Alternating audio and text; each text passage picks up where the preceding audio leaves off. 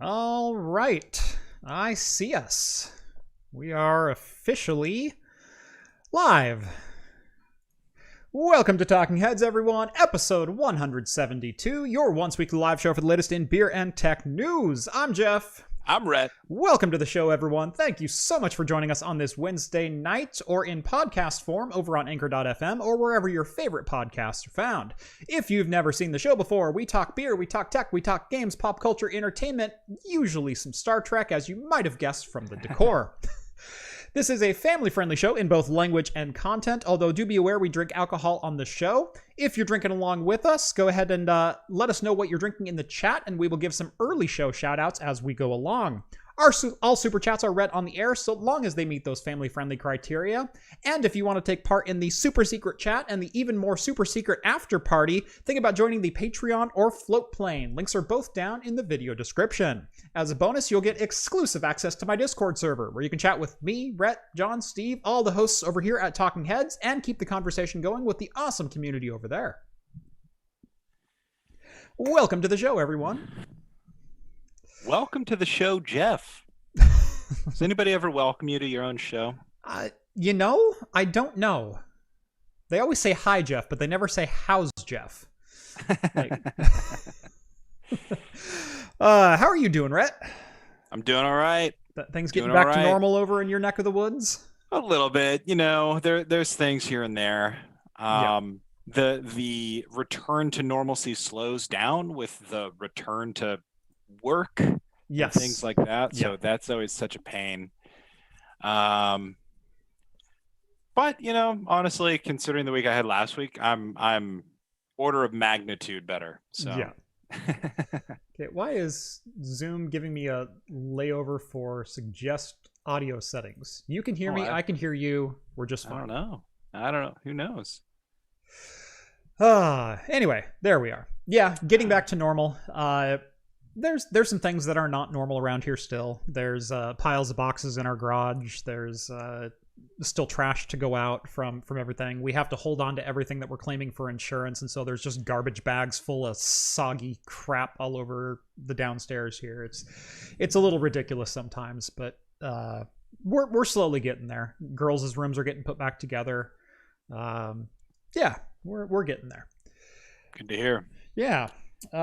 Anyway, as I mentioned, if you've never seen the show before, welcome. And I think we'll start off, number one, by cracking a beer, which we always do, but also with a little bit of a somber note, and that is, it was officially announced yesterday that Awesome Hardware is going off the air. So, Paul, Kyle, I guess this beer's for you. Well, maybe not this beer, because this one's okay, but maybe the second beer will be for you guys. I want to toast you off properly. But I mentioned on Paul's announcement video that in the very early days of craft computing, when I was renting a studio space above John's bar, when I was up there editing in like this echoey empty office, and like had no idea what I was doing, and Premiere was giving me fights, and I'm like, God, I look terrible on camera, and this is never going to work. While I was doing that, for basically the entire 3 months that I was in that space, I had Awesome Hardware on every Tuesday night, and watching that content and going, you know what, keep pushing. You're not there, but you might get there. And it was genuinely inspiring to watch those guys and aspire to what they did. And so Paul, Kyle, not like you guys are going anywhere, but it is a little sad to see Awesome Hardware go. And so this second beer is for you. Anyway, Rhett, what are you drinking tonight? I'm already halfway through. I made a gin and tonic. Oh, it's not cocktail month yet. I needed a cocktail, man. I needed a cocktail. Yeah, you have those days where like I start crashing at like 2 p.m. and then you just kick it to the finish line, and then you get the kids to bed and you do all this, and it's like, beer ain't gonna cut it. I gotta start with a cocktail. Nope, I know those nights entirely well. Today well, for those who don't know, March is going to be cocktail month. There will be nothing but cocktails here on Craft Computing the entire month of March. That's live shows, everything. So, Rhett, if you're in need of some cocktail recipes or things you'd like to have on the show, let me know, and we'll get those supplies to you. I might have to make something a little fancier. Yeah. Gin and tonic was all I had left after I had to toss everything out in my fridge was tonic. Tonic water. I had an unopened bottle of tonic. You go, yes. So, Skull, it's gin from Adrift Distillery in Long Beach, Washington. It's kind of Adrift. They do small batch liquors.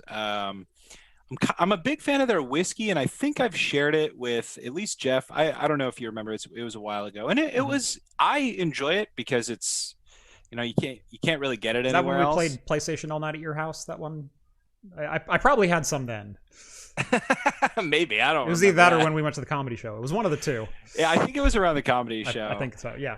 But anyway, I enjoy it. But free time to just hang out. Yeah. It's one of those where it's like it's something that not everybody's going to like. And I think the gin is the same way. It's something that not everybody's going to like, but it's unique.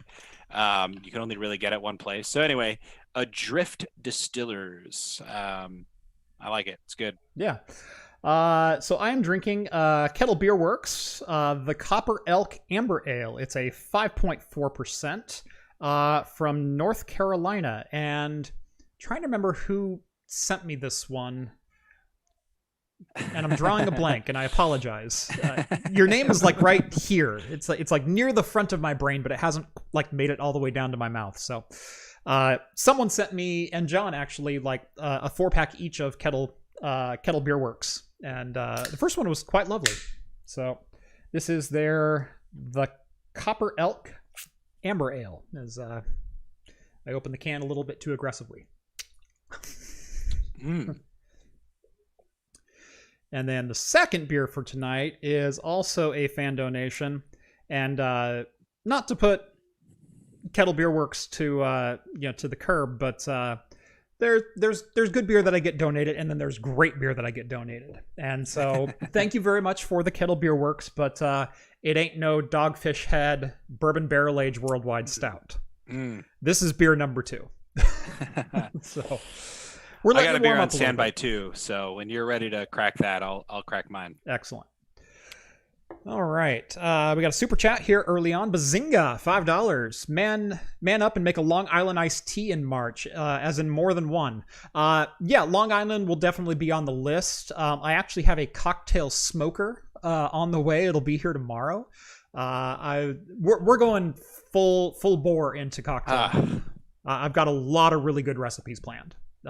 And I'm going to do the cocktail review like I do the beer review at the end of all my videos. If you want the recipes and some of the live making of those, you got to subscribe to the Float Planer Patreon. Those are going to be premium videos coming out this month. So nice. They're going to be very informal. They're not going to, as much as I'd love to do like a full like how to drink kind of style video, because let me tell you, Greg does cocktail videos right.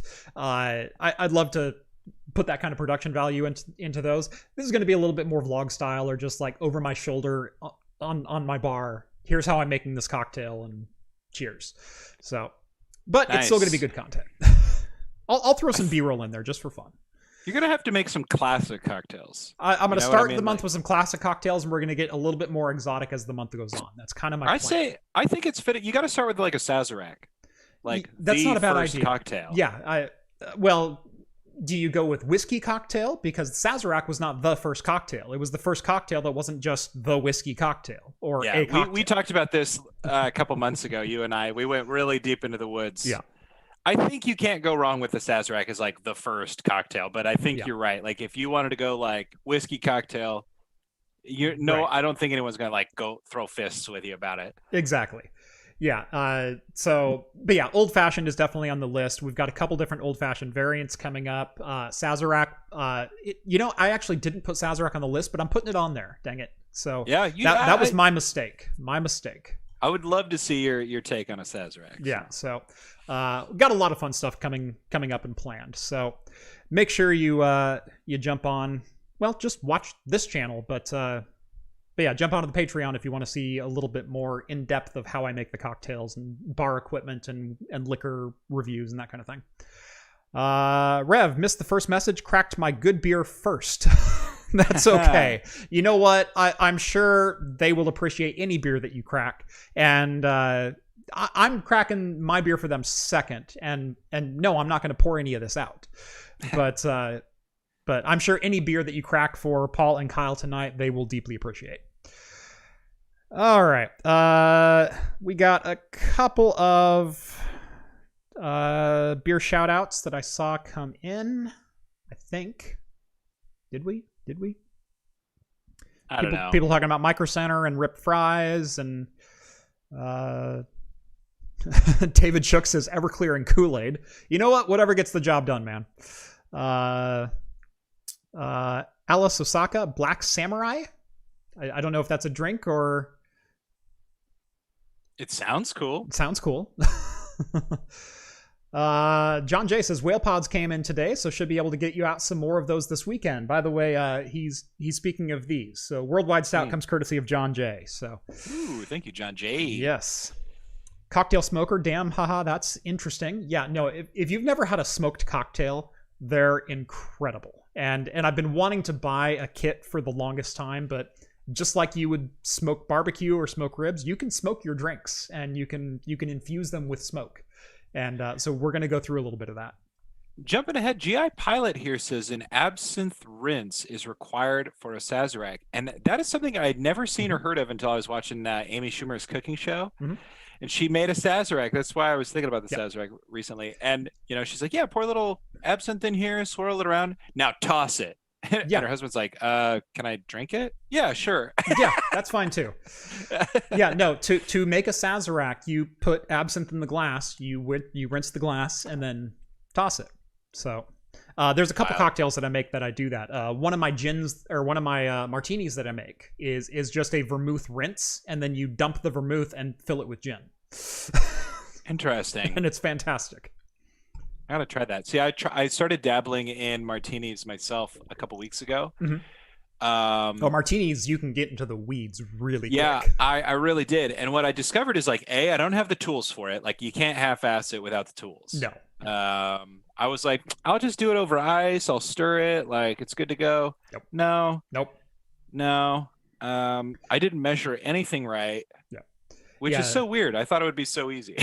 Yeah, no, what's really funny is there are some cocktails that are very, very simple to make with no tools or rudimentary tools. Like making an old fashioned. It's you put a rock in a glass, you add bitters and your sugar and your whiskey, and you stir it, and you garnish it with whatever your choice is, whether it's an orange peel or a cherry or whatever. But that's it. You stir it for 20 seconds and you drink it. That's an old fashioned.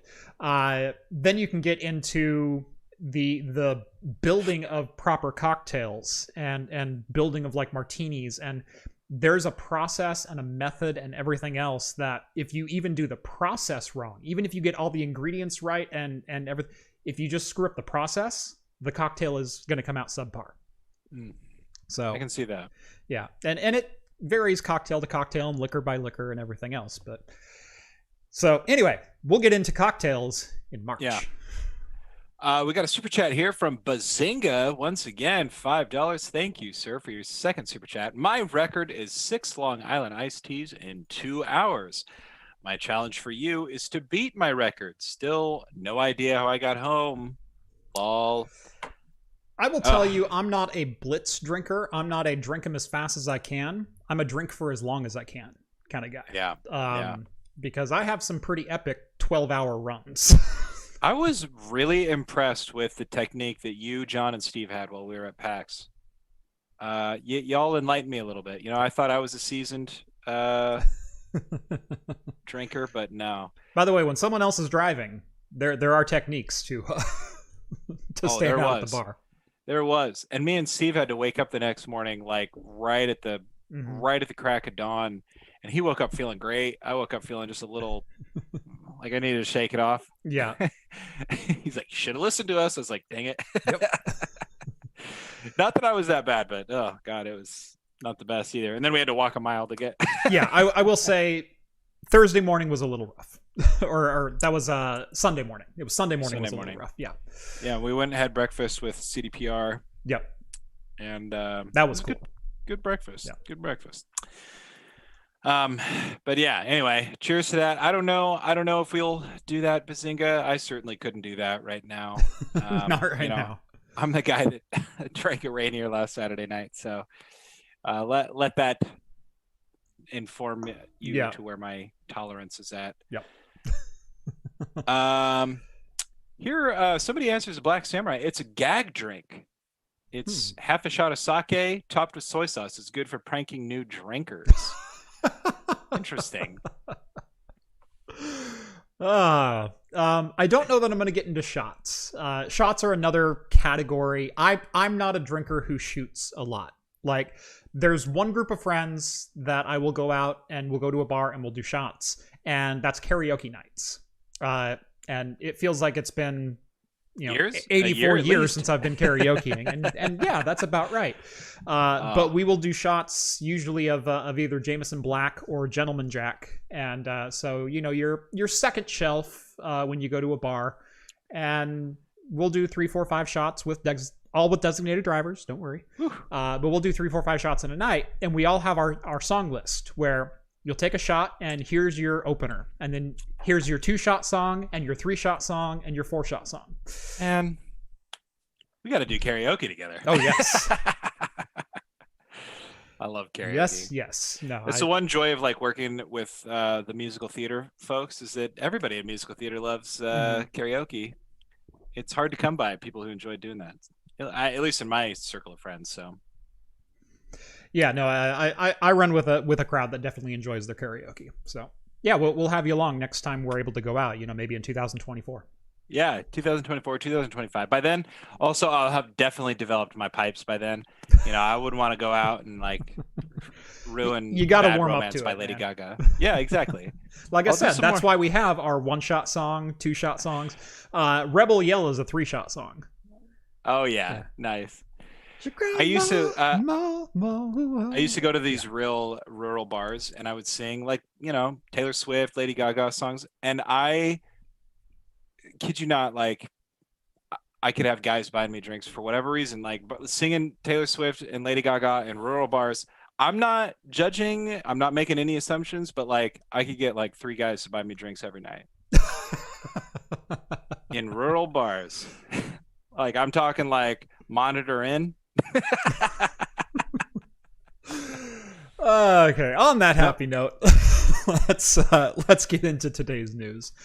So starting with the RTX 3060 non-TI, so the 12 gigabyte, for some odd reason, RTX 3060, was announced a couple of weeks ago, and it is launching officially tomorrow. However, since around, last week, you could start to pick it up on used channels already for already grossly inflated prices. This time, right around $1,100 is what they were posting for.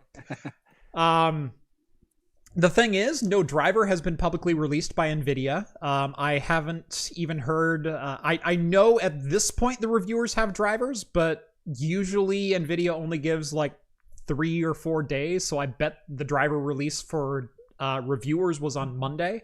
And the general public release is, I believe, 10 a.m. tomorrow. I don't have a 3060 for review because, they're so short-stocked, I still can't get graphics cards either.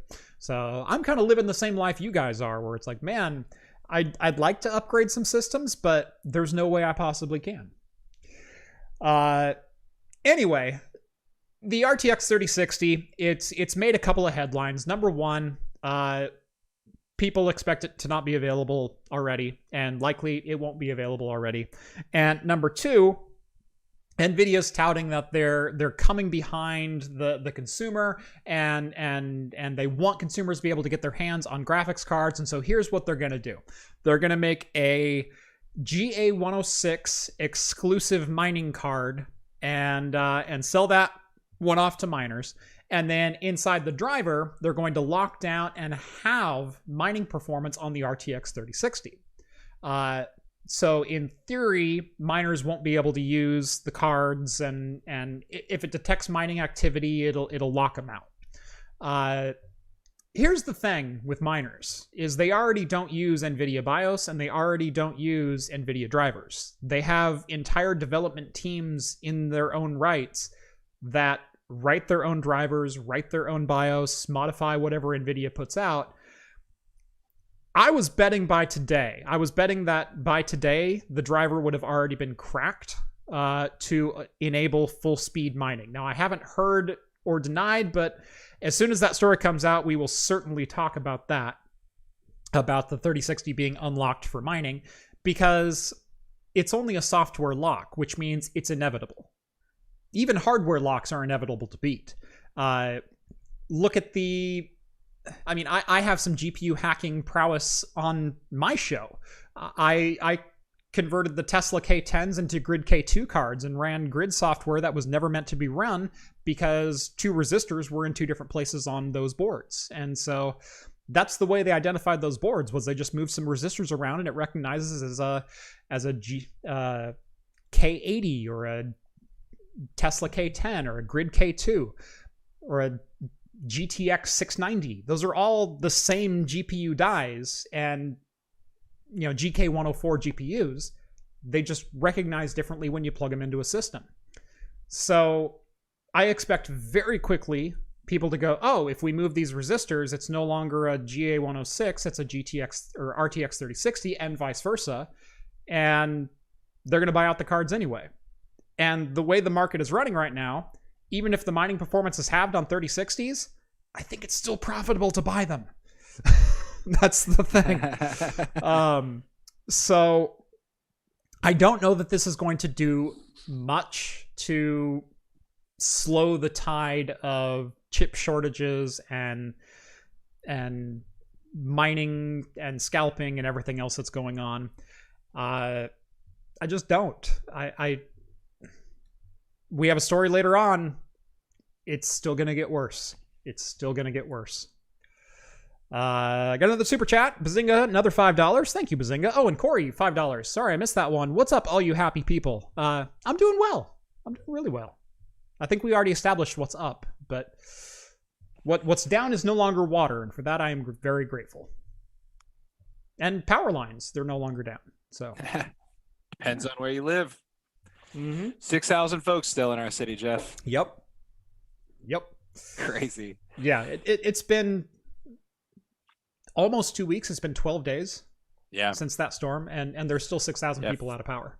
February 12th. Yeah. So exactly 12 days. Yep. Crazy. Yeah, that was I don't want to get back into it, but that was a crazy week. Yeah.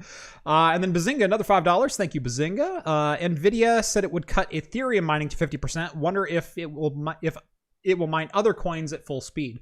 The thing is, blockchain algorithms are still just blockchain algorithms. You're just changing a couple variables.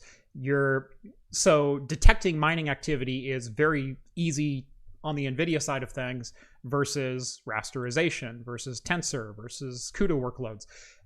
They all are different instruction sets. And it's very easy for NVIDIA to go, oh, he's rendering a 3D game, or he's mining crypto. Those show up night and day. So I don't think this is an issue of them detecting one coin algorithm versus another. It's a matter of, are you gaming or are you mining? That's what they're detecting.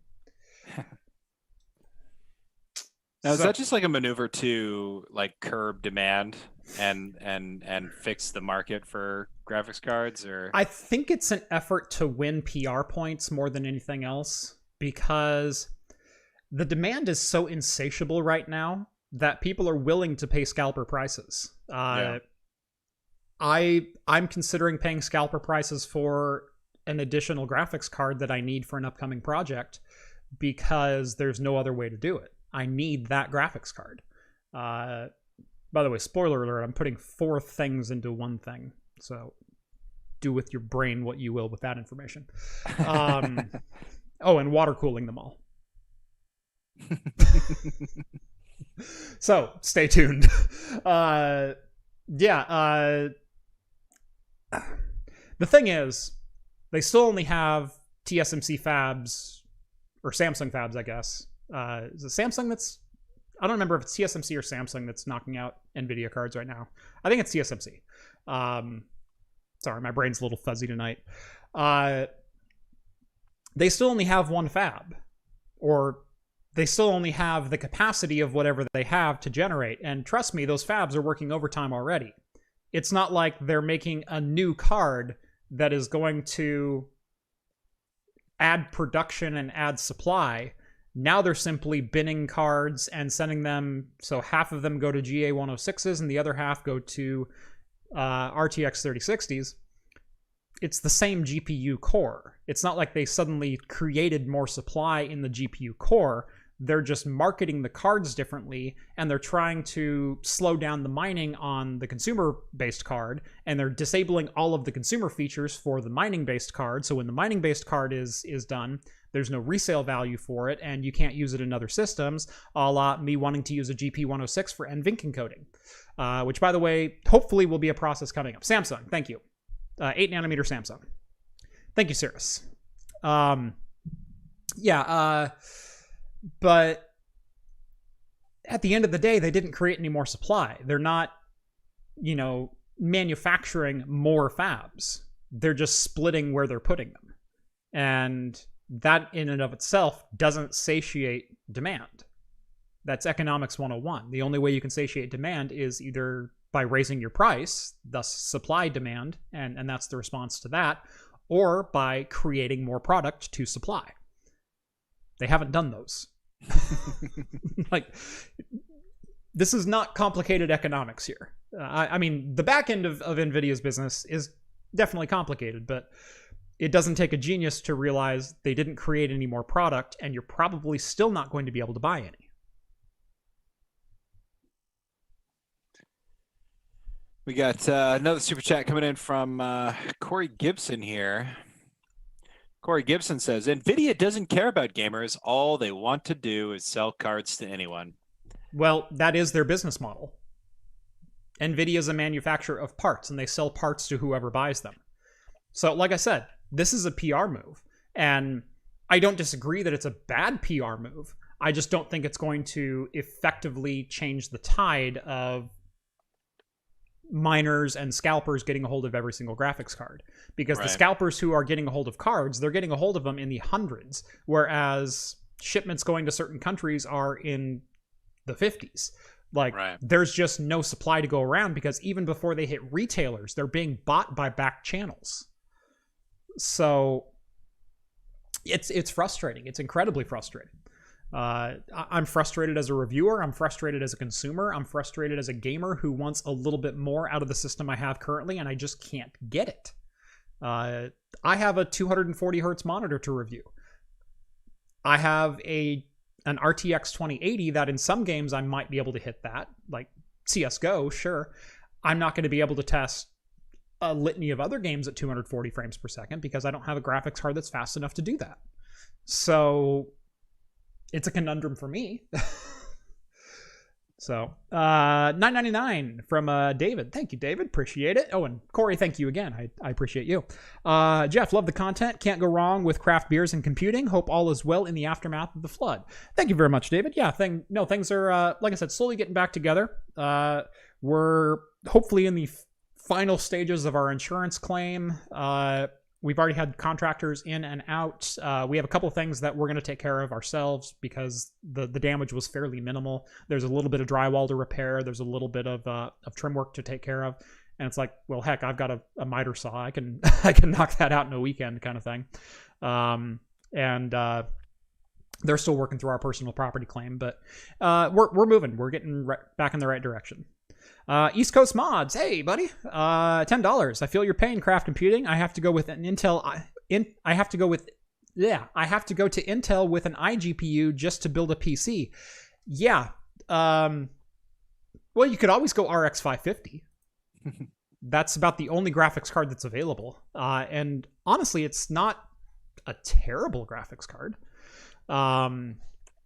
In fact, I did a video where I look up my potato PC, or what can you play on entry level hardware right now. You can actually get some pretty decent performance. Now, it ain't no 1070, it's not a 2070, it's certainly not a 3070, but it'll game, kinda. And then one more from Drake, $10. Thank you, Drake. Hey, hope this helps get another book for a little bit. It's my birthday gift to her. Monday is my 33rd, and I'm giving back a bit. Thank you very much, Drake. I really appreciate that. Cheers to that. Yeah. We've been starting to buy some books for her. So for those who don't know a little bit, my youngest daughter, that was probably the biggest loss, is all the books out of her room. Because she's only 3, and so she has just cube bookshelves, but they were on the floor so she could reach them. And the water level came up to there, and they took everything. And some clothes and some other stuff.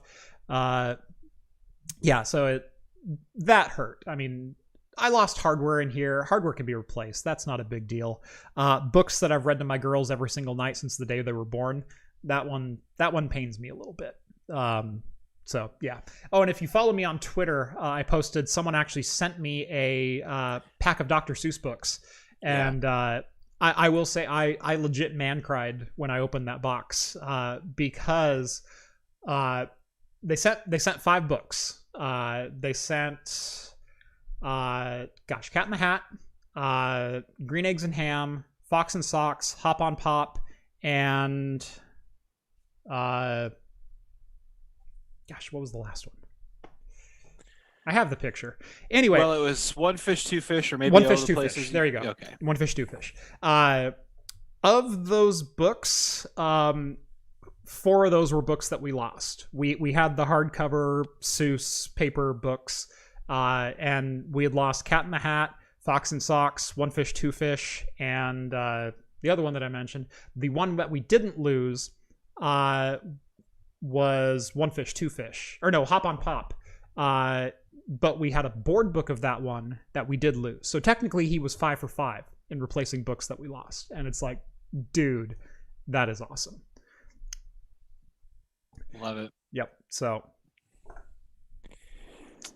Whew. Super chats just rolling in tonight. Super chats rolling in. John, $5 donation. Thank you, John. Finally most back to normal here in the Austin area. That is great to hear. I have a couple of friends over in the Austin area, and they said it was just as challenging of a week as we had a couple of weeks ago. So definitely glad to hear that. In fact, one of my friends on Twitter said they have something like 50 pipes burst in their apartment, and they still don't have running water. So yeah, they finally got power back. But the thing that I've found that's unfortunate for a lot of Texas is that basements aren't that common like they are here, and so a lot of pipes are run up above. Yeah, they're run surface, and so like people are having pipes burst, and then their ceilings cave in because they're running pipes through the attic, or they're running pipes through the walls, or whatever, and it's just causing a lot more heartache and grief than we would get here for something like that. And of course, just the infrastructure in general is just not built. Your roads aren't built to handle it. Electricity, obviously the big one, wasn't built to handle it. So it's been pretty devastating in Texas. We got just a little taste. Yeah. So, I mean, we've gotten hit that hard before. That we've had a couple of winter storms that have crippled us for 2 or 3 weeks at a time. And first one was in 2003, and that one crippled all of Portland and Salem and Eugene for literally 2.5 weeks, because in 2003 we didn't have any snowplows. There were 3 snowplows in the state, and they all lived in Eastern Oregon because that's where they get snow. And we didn't have de-icing crews. We didn't have anything. We weren't prepared for anything, and that was a hard couple of weeks. And then we got a couple of storms a couple of years later, and those there's a lot of snow, but we're fine. People can drive over it eventually. Then we get another ice storm. What was that, in 2015 or 16 or something like that? And Portland said, rather than plowing the roads or using salt, we're just going to let it melt. And that was a 9-day event from a single storm, from a single day. That was a big one. That was the one where all the cars were like buried. People were like abandoning their cars and stuff. Yeah. Yeah, our roads are built a little bit more for weather, but a lot of Oregonians and Pacific Northwesterners in general just don't know how to drive in the snow and ice. Yeah. I'm included in that. I'm not the most handy person when it comes to driving like that, but a lot of people found themselves in pretty intense situations and just left their cars or got trapped in their cars, etc. Yeah.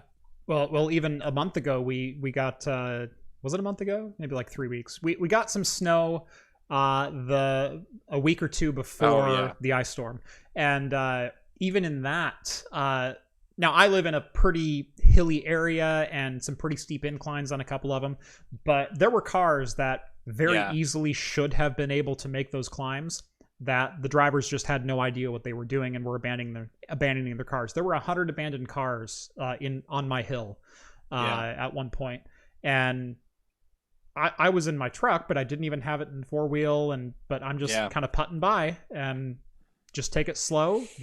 Don't give it a lot of gas, and turn the wheel where you want to go, and you'll make it there. But instead, there were people in BMWs and slicks giving it all the acceleration they could and just spinning tires and sliding off the road. Or the big one I always see is that they're being cautious and they're going up a hill and they're like, okay, I gotta go slow, and then they get stuck because they have no momentum built up. They can't make it. It's like, what are you doing, man? Yeah, that's the other thing, is don't stop. Don't exactly. Yeah. All right. Well, we're 40 minutes in and we've done one story, so let's see if we can move along a little bit. The freaking super chats just keep rolling in, but we'll come back to them. We'll come back to them. If we missed you, we'll come back to you. All right, moving on. There's another RIP story today, and it was also in the title of today's video, and that's RIP Fry's Electronics. They are finally calling it quits after 36 years. Now, I do disagree with one thing that they said in their press release, which, by the way, I can throw onto here. After nearly 36 years in business as the one-stop shop and online resource for high-tech professionals, 9 states and 31 stores, Fry's Electronics has made the difficult decision to shut down operations and close its businesses permanently as a result of changes in the retail industry and challenges posed by the COVID-19 pandemic. I will say, I visited Fry's Electronics in 2018, and their shelves were empty then. Yeah, they were. I am so frustrated and actually a little bit offended that Fry's used the pandemic as an excuse, because, and no offense to the fine people working at Fry's, but this is directed at the management and the creditors of Fry's. That's a cop-out. That's an absolute cop-out. I haven't shopped at Fry's in 4 years, and the reason I haven't shopped at Fry's in 4 years is because they didn't have any product anymore. It wasn't even that you wouldn't match prices. I'm glad to go into local shops and spend a little bit more money to get hands-on with a product or anything. That's how I bought my Apple. That's how I bought my MacBook, as I went into the store and I held the Apple and I said, this is the one that I want. Versus, just ordering something on blind faith online. I'll pay a 10% premium to go in and get hands-on first on certain products. Not every product, but certain products. Keyboards, mice, peripherals, monitors, laptops. Yeah, I'll pay a premium. Yeah. Fry's hadn't adopted their business model for well over the last half decade. And 2020 was finally the year that did them in, but it wasn't because of the pandemic. Yeah. Well, I'm sure the pandemic did them no favors. It certainly didn't. But at the same time, you're not wrong. It's been on a slow downhill decline for quite a while. Right. There was so you and I went into Fry's in Vegas when we were down there. And then Steve and I went into the same Fry's last, and that's actually the last time I've ever been into a Fry's was with Steve in the Vegas store. So we walked in. And there's a couple of things that changed about Fry's Electronics in the couple of years since I had last been in the Wilsonville store. Number one is that they had no name brand products anywhere. They still had TVs and washers and dryers and stuff like that. But if you look at their computer equipment, they no longer carried Cooler Master and Corsair and Even Thermaltake was picked bare. Like there were a couple Thermaltake products, but there were no Thermaltake cases. It was a couple of their water cooling stuff, which is fine, but it's not like they had the whole gamut anymore. They no longer carried Asus stuff. They no longer carried this. They no longer carried that. There were no Apples in the store anymore because they couldn't sell enough volume to keep their Apple contract. And the parts that were on the shelf, I was looking at Gamdius. I was looking at quite a few others, and they had thousands upon thousands of boxes of Gamdius cases and chairs, and there was Talon, and there were some other, like, they're in the PC space, but they're not the name brand. They're the second tier, kind of providers. The reason they carried those in stores was because those were consignment parts. Fry's didn't buy those parts to have stock. Fry's got money for them when they sold. Yeah. So to blame this on the pandemic is a cop-out. Yeah, it's gonna be tough. I always kind of hope they would pull through. Fry's is the first place where I went through and, bought my first PC, parted out everything, and back then you had shelves to browse. Mm-hmm. And it wasn't just PC parts too, man. I loved going there and looking at games and things like that. Like, they had everything. Mm-hmm. It's kind of a bummer. Yeah, for well over a decade, Fry's was my one-stop shop, and that's what they claim, and they really were. I could go to Fry's and I could get anything that I needed, and I can get it that day. Yeah. And this was even in a time when Newegg and Amazon were carrying everything, but it was 2, 3, 4 day delivery, and I could drive up to Fry's, and for $10 more, I could have it in my hands that day. Well, and what I always enjoyed about it when I was in high school, we could drive up there and we could find open parts that had been returned, and you could get them for, a discount price. Right. And so that's what we always loved about it, is you go and get something that somebody returned and get it for 25, 33% off or something like that, and you're golden. It beats Newegg prices. Not only that. The last major purchase I made at Fry's was in November of 2017, and it's actually on this channel. It is my Threadripper motherboard and CPU. I went into Fry's and I was trying to figure out, what do I want to do for a video today? Like, I've got $50 cash. What can I go up at Fry's and review? And I'd done that a couple of times. I'd driven up there and bought like a keyboard or something like that, and then driven home and reviewed it, and that was my video for the week. But this time it's like, I have $50. What do I want? And so I drove up there, and I'm walking around the store, and while I'm there, I get an email from, I think it was from Amazon, that the Threadripper 1900X, so 8-core Threadripper, was on sale for $499. I went, that's a pretty decent price. Or $399, excuse me. It was $399. And I went, that's a pretty decent price. I mean, Threadripper 1900X was just released like a month or two ago. And to get onto an enthusiast platform for $400 is a pretty good deal. But the motherboards were still $400 in their own right. So it's $800 to take the leap on what essentially got you Ryzen 1700 plus performance for, $400 instead of $800. Like, that was the price gap for the advantage of a couple more PCI slots and 4-channel memory. But I'm walking through the store, and I walked over to their discount table, and they had on the table the motherboard that I had been looking at for the X399 platform, which was the MSI Gaming Pro Carbon. I liked the feature set, I liked the layout, I liked everything about that board, and they had a sticker on it, and it was original price $430. They had a sticker on it that said $160. I still can't find this board for that price 4 years later, and the X399 platform is dead. Yeah. And those boards still sell for $200. Yeah. But I walked in there with just $50 cash in my pocket. I went back out to my car, got my wallet, walked back in, and swiped my credit card and bought not only the motherboard, but I said, do you have the processor in too? They said, yeah, it's $499. I said, okay, do you price match? They said, yeah. And so I bought that whole package for like $550. And that's the last purchase I ever made at Fry's. Yeah, it will be missed. Mm-hmm. I wish they could have. I wish they could have recovered and been the store that they were. But it is what it is. You know. I don't know. Free market, yada yada, something. I don't know. Yep. Real quick, some super chats. Novell Hub, $5. Did you receive the book I sent you yet? I have not yet, although I did not go to my mailbox today. I will be there tomorrow, though. So if it was delivered, I'll probably pick it up tomorrow. You also missed Andrew Morris right above him. $10. No message, though. Andrew. But cheers to you, Andrew Morris. We appreciate it. Thank you. Corey sends $5. There is no news, only Zool. Ryan, $25. Thank you, Ryan.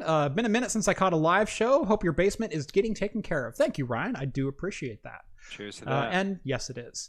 Andrew, $5 donation. Fry's changed vendors and never recovered. Yeah, that was one thing that really wasn't publicized all that much, but they changed supply vendors and trying to get better deals and better contracts and things like that.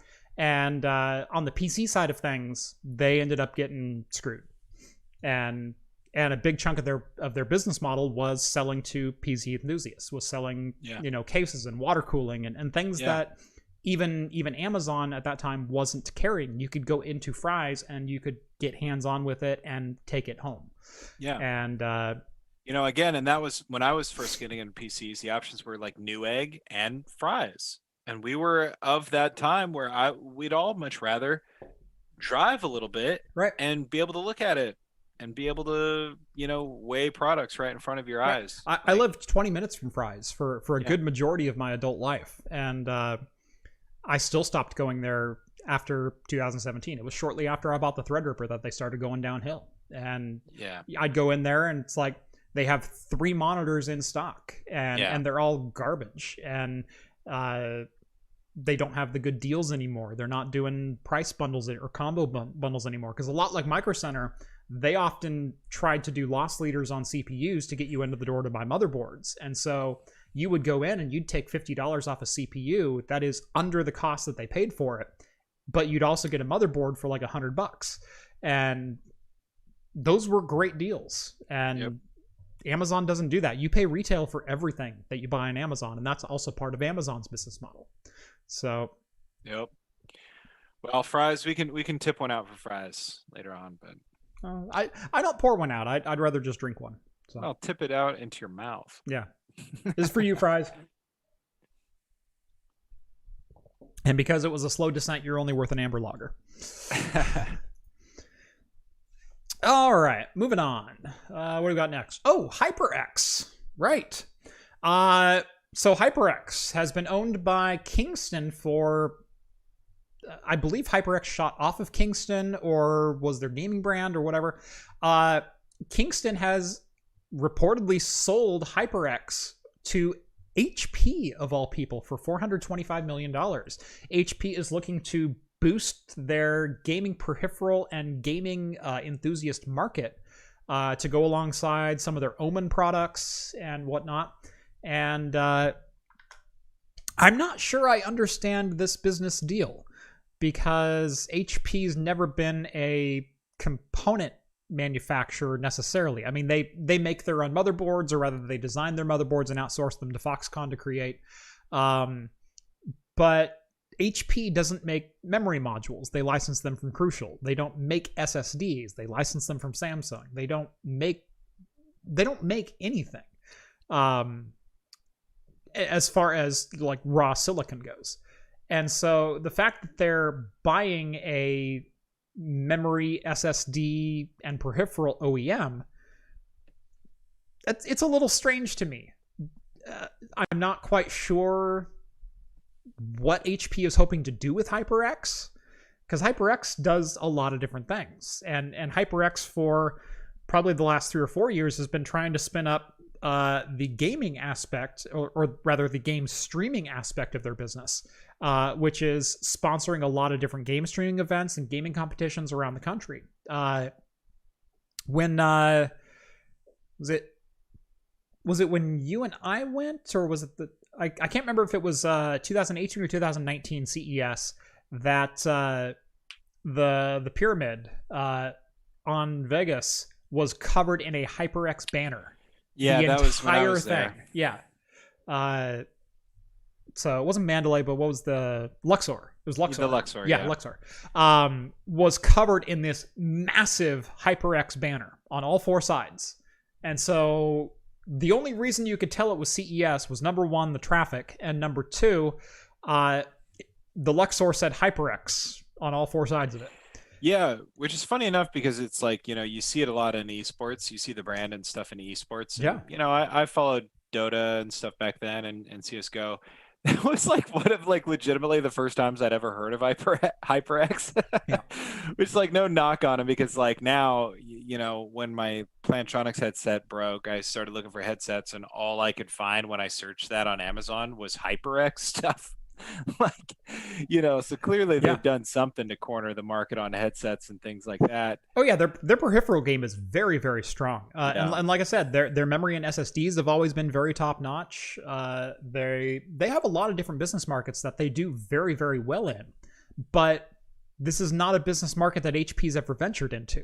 I mean, I know they're both in the PC space, but one IT professional to another IT professional, you can have vastly different jobs where there's absolutely no crossover.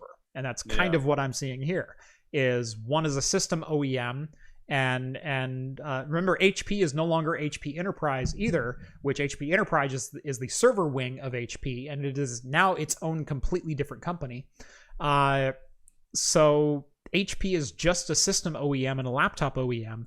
They're not a peripheral manufacturer. They don't make monitors. They don't make anything. They rebrand an OEM. You think about where you find HP. And those are the types of places that you might sell some peripherals as well. Right. When you're browsing laptops or something at Best Buy or RGB ECC. Yes. I'd buy it. Pro Lions now featuring HyperX ECC DIMMs. Yeah, I don't know. We'll see. It'll be yet to be seen, but who knows? When you're kind of cornering like the budget peripheral market and things like that, kind of makes sense. It's what HP could use. I don't know. But they got, like everybody's saying, they got the Omen line already. So yeah, I don't know how much it helps them or not. Like I said, they had the Omen line. I don't know if this is going to expand their peripheral offerings. So now they can do in-house peripherals for cost savings and potential bigger profit.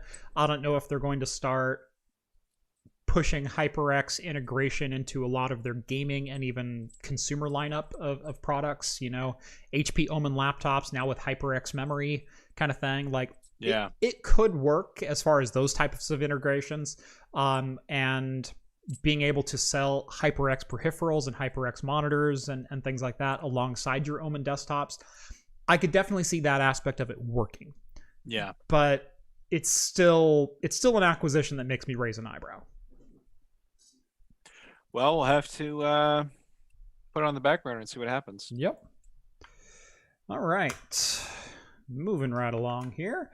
The Apple M1. Apple Silicon is apparently eating through SSDs faster than a pizza at a Weight Watchers convention. Sorry, that's an old joke.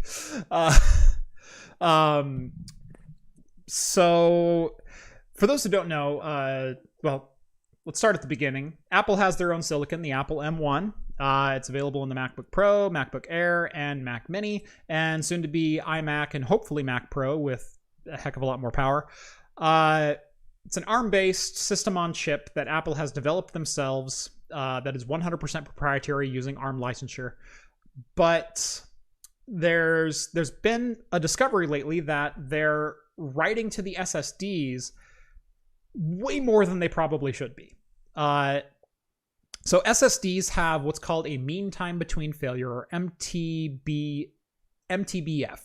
And that is the average amount of writes or time, you can use either metric, that an SSD or a component will start to fail. And so usually when you buy an enterprise hard drive, it'll say 1 million hours MTBF. That is, you can run this drive for 1 million hours, and the mean time between failure of identical drives is 1 million hours.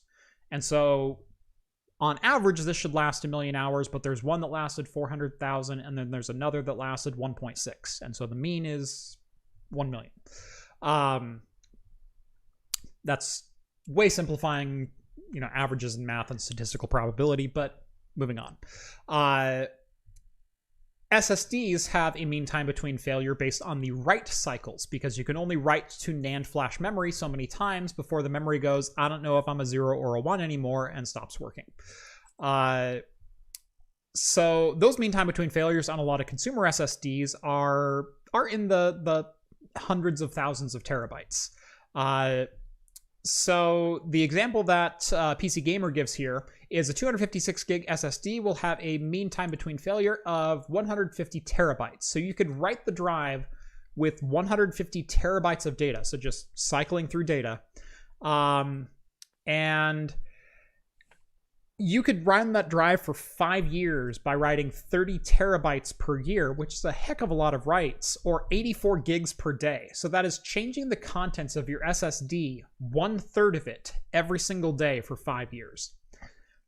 No one does that. So SSDs in laptops and NAND like this, they're supposed to last quite a while. Apparently, the Macintosh LCD SSDs right now are averaging almost 250 gigabytes per day on a 256 gigabyte drive, which means they're writing the entire contents of the SSD once every day, which means the mean time between failure is now right around 2 years. Oh, by the way, on an SSD that's soldered to the motherboard. Does anyone see the problem? So I have not confirmed this. I can't comment on, is it happening with my personal MacBook Pro that I just spent $1,300 on? I don't know. It's something I'm certainly going to be looking at, and it's something I'm certainly going to be investigating to the fullest extent that I can.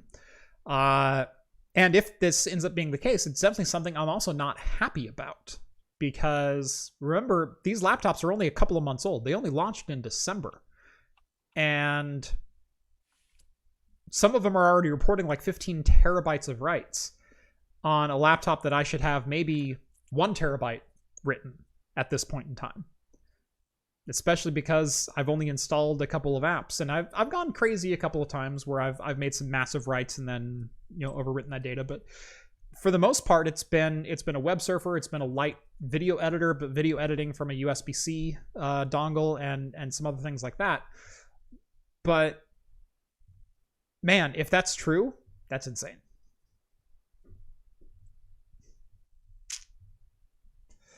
Boy, am I glad I didn't jump on that one. Well, sometimes you pay an early adopter tax, and sometimes it comes at you need to buy a second generation product, so you get out of the first generation product tax. Trust me, I'm very good at both.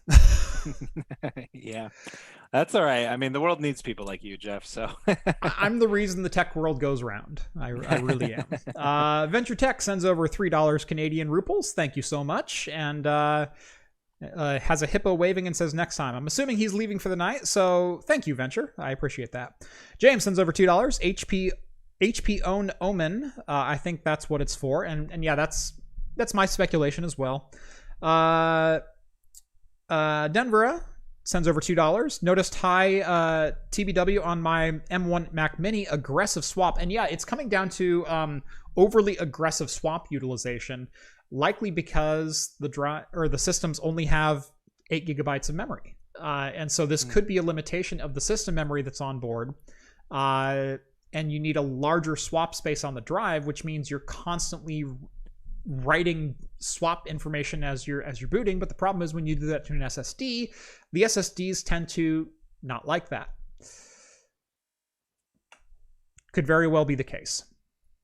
And I just minimized my chat window. I have no idea why. Well, the good news is that there's another super chat from Matt. Had to cancel an M1 Mini order for work because of this issue. $2, Matt. Thanks. Yeah, it sounds like it's going to be a big deal for a lot of people. Yep. Hopefully there will be an update Big Sur update that addresses this. And if there's not, hopefully the Apple will be faced with another class action suit, so you can get a couple $100 here later on, even though you're going to be without a system because they insist on not using standard NVMe slots and instead their own proprietary for whatever the hell reason. Well, we know the reason, and the reason is that they like to charge a premium on SSD upgrades and RAM upgrades. That's been Apple's MO for systems for as long as I can remember. But to be fair, a lot of other OEMs do that as well. You ever tried to max out the memory on a Dell or an HP, especially when you get into server products? Yep. Sounds like a BIOS problem. No, this is definitely just an OS problem. This is overutilization of swap space. So hopefully they can get this addressed and fixed, and we'll all be better for it. Here's the story that we probably didn't want to see but knew was coming anyway, and that is, according to Tom's Hardware and a number of other sources, demand exceeds supply by over 30% when it comes to modern silicon, and we're talking about both CPUs and GPUs, and the chip shortages are going to persist for at least another 12 months. I don't know that there's much more you need to know in the article than literally the headline and the subtitle, because they stretched that out to 4 paragraphs. We all know the market is terrible right now. I wanted to say words other than terrible, but we all know the market is terrible right now. We all know you can't buy graphics cards. We all know you can't buy top-end silicon for AMD and even Intel right now. The market on Ice Lake chips and it's just, it doesn't exist. Well, not Ice Lake, but whatever the bloody heck 10th gen is. Sorry, I can't keep every product name in my head. It's what we're depending on, Jeff. I know. You'd think at 200,000 subscribers I'd start memorizing this crap again, but what are you gonna do? Well, you think as your co-host I'd be able to like lob you a softball here, but right. Maybe one day we'll get you trained. We'll get you there. We'll get you there. The changes or the shortages, we know there's shortages. We know the demand is abnormally high, not just because of mining, but we've talked about this before, because this is the first legitimate graphics card upgrade and competition that we've seen in probably the last 4 years. This is the first amount of leap forward in CPU competition that we've seen in quite a few years as well. I mean, there were no real big, massive IPC improvements year over year from Intel anymore since 2016. I mean, Haswell and KB Lake and whatnot, they're still competitive in the top end space as far as IPC. They definitely lose out to Coffee Lake and later gen CPUs, but not by huge margins. But then all of a sudden you have AMD coming through with 15% IPC improvements over what Intel can provide, and that's something we haven't seen in over a decade. So you factor in the mining craze, you factor in the CPU horsepower increase, as well as the GPU horsepower increase. And Comet Lake, thank you. Comet Lake at 10th gen. I knew someone would have it. Thank you, Andrew. You factor all those things in with, like, we're finally moving forward in a space that's been stagnated for at least the last 5 years in performance. And you have the miners coming in at the same time, and they want all of the GPUs, not just some of them anymore, but all of them. Like, it's not just they're buying up the RX 480s, it's they're buying everything. It doesn't matter. If it's a GPU, it will plug in and it will mine. They're buying laptops with GPUs on board to mine with. And the fact that Nvidia thinks that they can create a 3060 spinoff that is mining only and then lock down the 3060, guess what? They'll still pay $400 for a 3060 because they can mine on it, because you know what they're doing right now? They're paying $1,500 for an RTX 2060 integrated onto a laptop so they can mine on that. Do you really think 50% performance is going to matter when it's 1/3 the cost? No.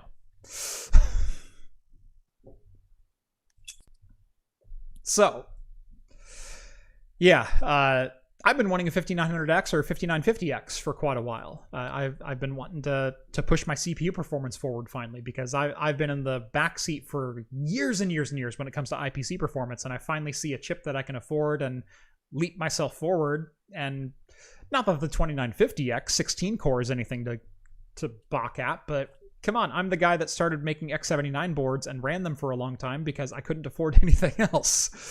So dang it, I wanted to treat myself finally, and I can't. And that's frustrating. And I know a lot of other people are in the same boat. So buckle up. Yeah. I guess you just got to get into crypto, Jeff. It's the only way to justify your... But I feel so guilty about that. I know I shouldn't. I know I should just... I have rigs here. I could set up to mine like crazy. I do. But I just feel guilty. I feel like part of the problem at that point. Yeah. So, well, it's like a two-pronged problem too. It's not just like the issue of... It's not like the fact that I'm mining that is crashing the economy. Like, that's not my deal. Right. But I feel guilty, like, trying to go to bat on behalf of the consumer and then also using my cards to mine. It's right. It feels weird and it feels dirty. Right. Well, and there's the weird issue of like, well, okay, it screws up demand, but then also like the electrical consumption of crypto mining is just like so horrible for the world. Yeah. Right now, anyways. Yeah. Yeah, that's like kind of it's like a whole weird like sub argument I've seen like crop up in the last like few months. Yeah. Like the sheer consumption of fossil fuels to perpetuate crypto is staggering. Oh, it's yeah. The amount of watts going through China, India, Russia, US, UK for crypto mining farms will make your head spin. Well, I told you guys about how the company I worked for, they leased one of their buildings to a crypto miner who was spending $250,000 a month on just electricity. And still profiting. Do you think the RTX 3060 being bootstrapped by 50% is going to make a difference to his profits? No, not at all. I mean, that's what's crazy. And the lease wasn't cheap either, but the lease and that's is nothing assuming they don't crack to... the driver. Right. It's assuming they can't make it run at 100% or 110%. Yeah, I mean, it's staggering. When I saw how much he was spending to keep that place lit, yeah, it changed my whole perception of crypto. I had no idea. Yeah, no, it's big business anymore. And for those who don't know, it definitely is, and you should be paying attention. But that's not to say it still sucks for consumers. Yeah. It does. Couple more super chats. We got Michael sends in $2. Hey Jeff, taxes came in. Additional little book fund. Thank you so much. And we've got Ryan sends in $5. Never thought I'd be happy. I spent only 1,000 retail on my 3080. This is going to be tough. Yeah. The thing is, the retail prices that they announced, I didn't know that they would even exist when they announced them, let alone once crypto started hitting in full swing. Like $699 for a 3080, I knew it was going to be 750 plus, like, or 800 plus, you know, once board partners got a hold of them and things like that. But I didn't see this coming. I don't think anyone saw the insane rise of crypto within the last 4 months coming. But it's here, and because of supply and demand, it's going to be here to stay for a while. Yep. And then James sends in a $5 donation. I bought an X79 bundle with 16 gigs of RAM and an E5 2689 from AliExpress. And it won't post. Have you had any crazy issues you fixed like this? Tried new RAM? The only thing I've ever tried was trying new memory. Sometimes some of these boards can be a little bit finicky when it comes to memory support. Although if you bought it in a bundle, I bet it's validated, or at least it's been tested in some way, shape, and form. At this point, I would contact the seller and say you have an issue with the purchase. And AliExpress does have protection so long as you haven't let it lapse 10 days since you received it. So I would, at this point, get in contact with them, because I think I think you likely have either a bad CPU or a bad motherboard if you've tried new memory. Now, my only other question would be, did you try filling all 4 DIMM slots? Because some of the X79 boards will only boot when every DIMM is full. So if you just tried taking out the 4 sticks, the 4 gig sticks that you got with that kit and putting in a single 4 gig stick of DDR3 that you had laying around, sometimes that will still prevent them from booting. So if you got one bad stick of memory in your 4 gig kit, that would stop it from booting. And then if you tried swapping out and go, well, let's just test with 1 stick, it might still not boot. That's not with every board, but that's with some. That's one of the quirks of those. Especially some of the lesser expensive boards, the Machinist and Altminer and things like that. They tend not to like only having 1 stick. Excuse me. All right. Let's see. What else we got? Oh, how's your gin and tonic doing there, buddy? Oh, it's empty. I've been waiting to open beer. Oh, I'm good. Okay, good. Thank God. Let's do this. Yeah, I've been waiting for like 20 minutes. Patiently. I didn't want to make you look bad or anything. But you should have said something. Well, we were on a roll, and people just keep sending in super chats. I can't interrupt that. Welcome, everyone. Good. That's good news. Yeah. So,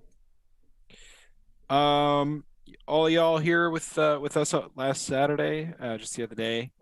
I cracked open some Benedictine brew, and I'm going to do so again. Last time I opened up the Tyranny, which is a Cascadian dark lager. This time I'm going to open up the Black Habit. Oh, yeah. Which is a dark ale. It is super good. This is my favorite beer that they make. Yes. It is just super dark. It's super thick. It's malty as all hell. And the monks knew what they were doing. This was a beer that in the medieval or dark ages that you would subsist on in place of bread. This is the best. I love it. So I'm drinking the Black Habit from Benedictine Brewery. Yeah, so they legit used to it's very malty because they tried to make this as bread-like as possible, because when the monks were fasting, they would drink nothing but wines and ales and things like that. And so to get as many calories in it as possible, they tried to make it as bread-like as possible. And so yeah, like I told everybody, my dad bought me a case. This brewery is from my hometown. Yeah. And we live in the shadow of a Benedictine monastery. Yep. And they wanted to kind of get back to those roots, because as you guys might know, brewing beer is a very monastic tradition.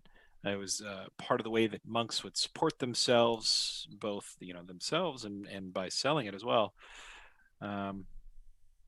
Anyway, this is some good stuff. Look at that. Just, oh man, that head just keeps shooting straight up. It's delicious. Nice. All right. Now the moment I've been waiting for quite a while. So this is the Dogfish Head Bourbon Barrel Aged Worldwide Stout. And I have never myself been able to get a hold of one of these. I finally had a longtime friend of the show, John Jay, send me a bottle. He does have some more that is going to be coming over to me, and he has some more variants of the Worldwide Stout. So hopefully we'll be seeing some more of this as we go along. But this is often thought of being one of the best stouts that money can buy. Oh, so. God, that looks good. What's the ABV on it? It says ages well. Well, I wasn't going to let this one age because I only have one. Let's see. Very dark ale brewed with a ridiculous amount of barley, is what it says on the side. And I want to say this was something like 12%. It was up there. Wow. Mine's 7.5. Yep, can't find it, but it's on there, I'm sure. Not the longest lasting head, although it definitely generated one, even with a pretty light pour. But there we go. Oof. Hey, cheers to you, Jeff. Cheers to you, man. Ring. Boy, that almost smells like maple. It looks delicious. Like I love, I got this nice dark beer with this very light head on it. Mm-hmm. You got that like dark head on it. Super caramely head, yeah. Yeah. Oh. Like I said, that's almost maple, like maple syrup like. Oh, that's good. Ooh, and there's literally just there's a super dark chocolate note that went, hi. And like faded in and faded out just as quickly. Oh, that is wonderful. Yes. You know, I don't know why I really I really appreciate this and think it's very charming. So obviously I was talking about how Benedict and they're brewed in the monastic tradition, but here on the side here it says we're using hops from the Northwest and pristine water from Oregon. From our glacial spring water generator. Right, yeah. It says, we believe every bottle should be brewed to the glory of God. Like, I don't know why I find that so charming in like a sometimes I would read something like that normally and just like roll my eyes. Yeah. But the fact that it's like a really tasty, delicious beer, I'm just like, hey, good for them. They did it.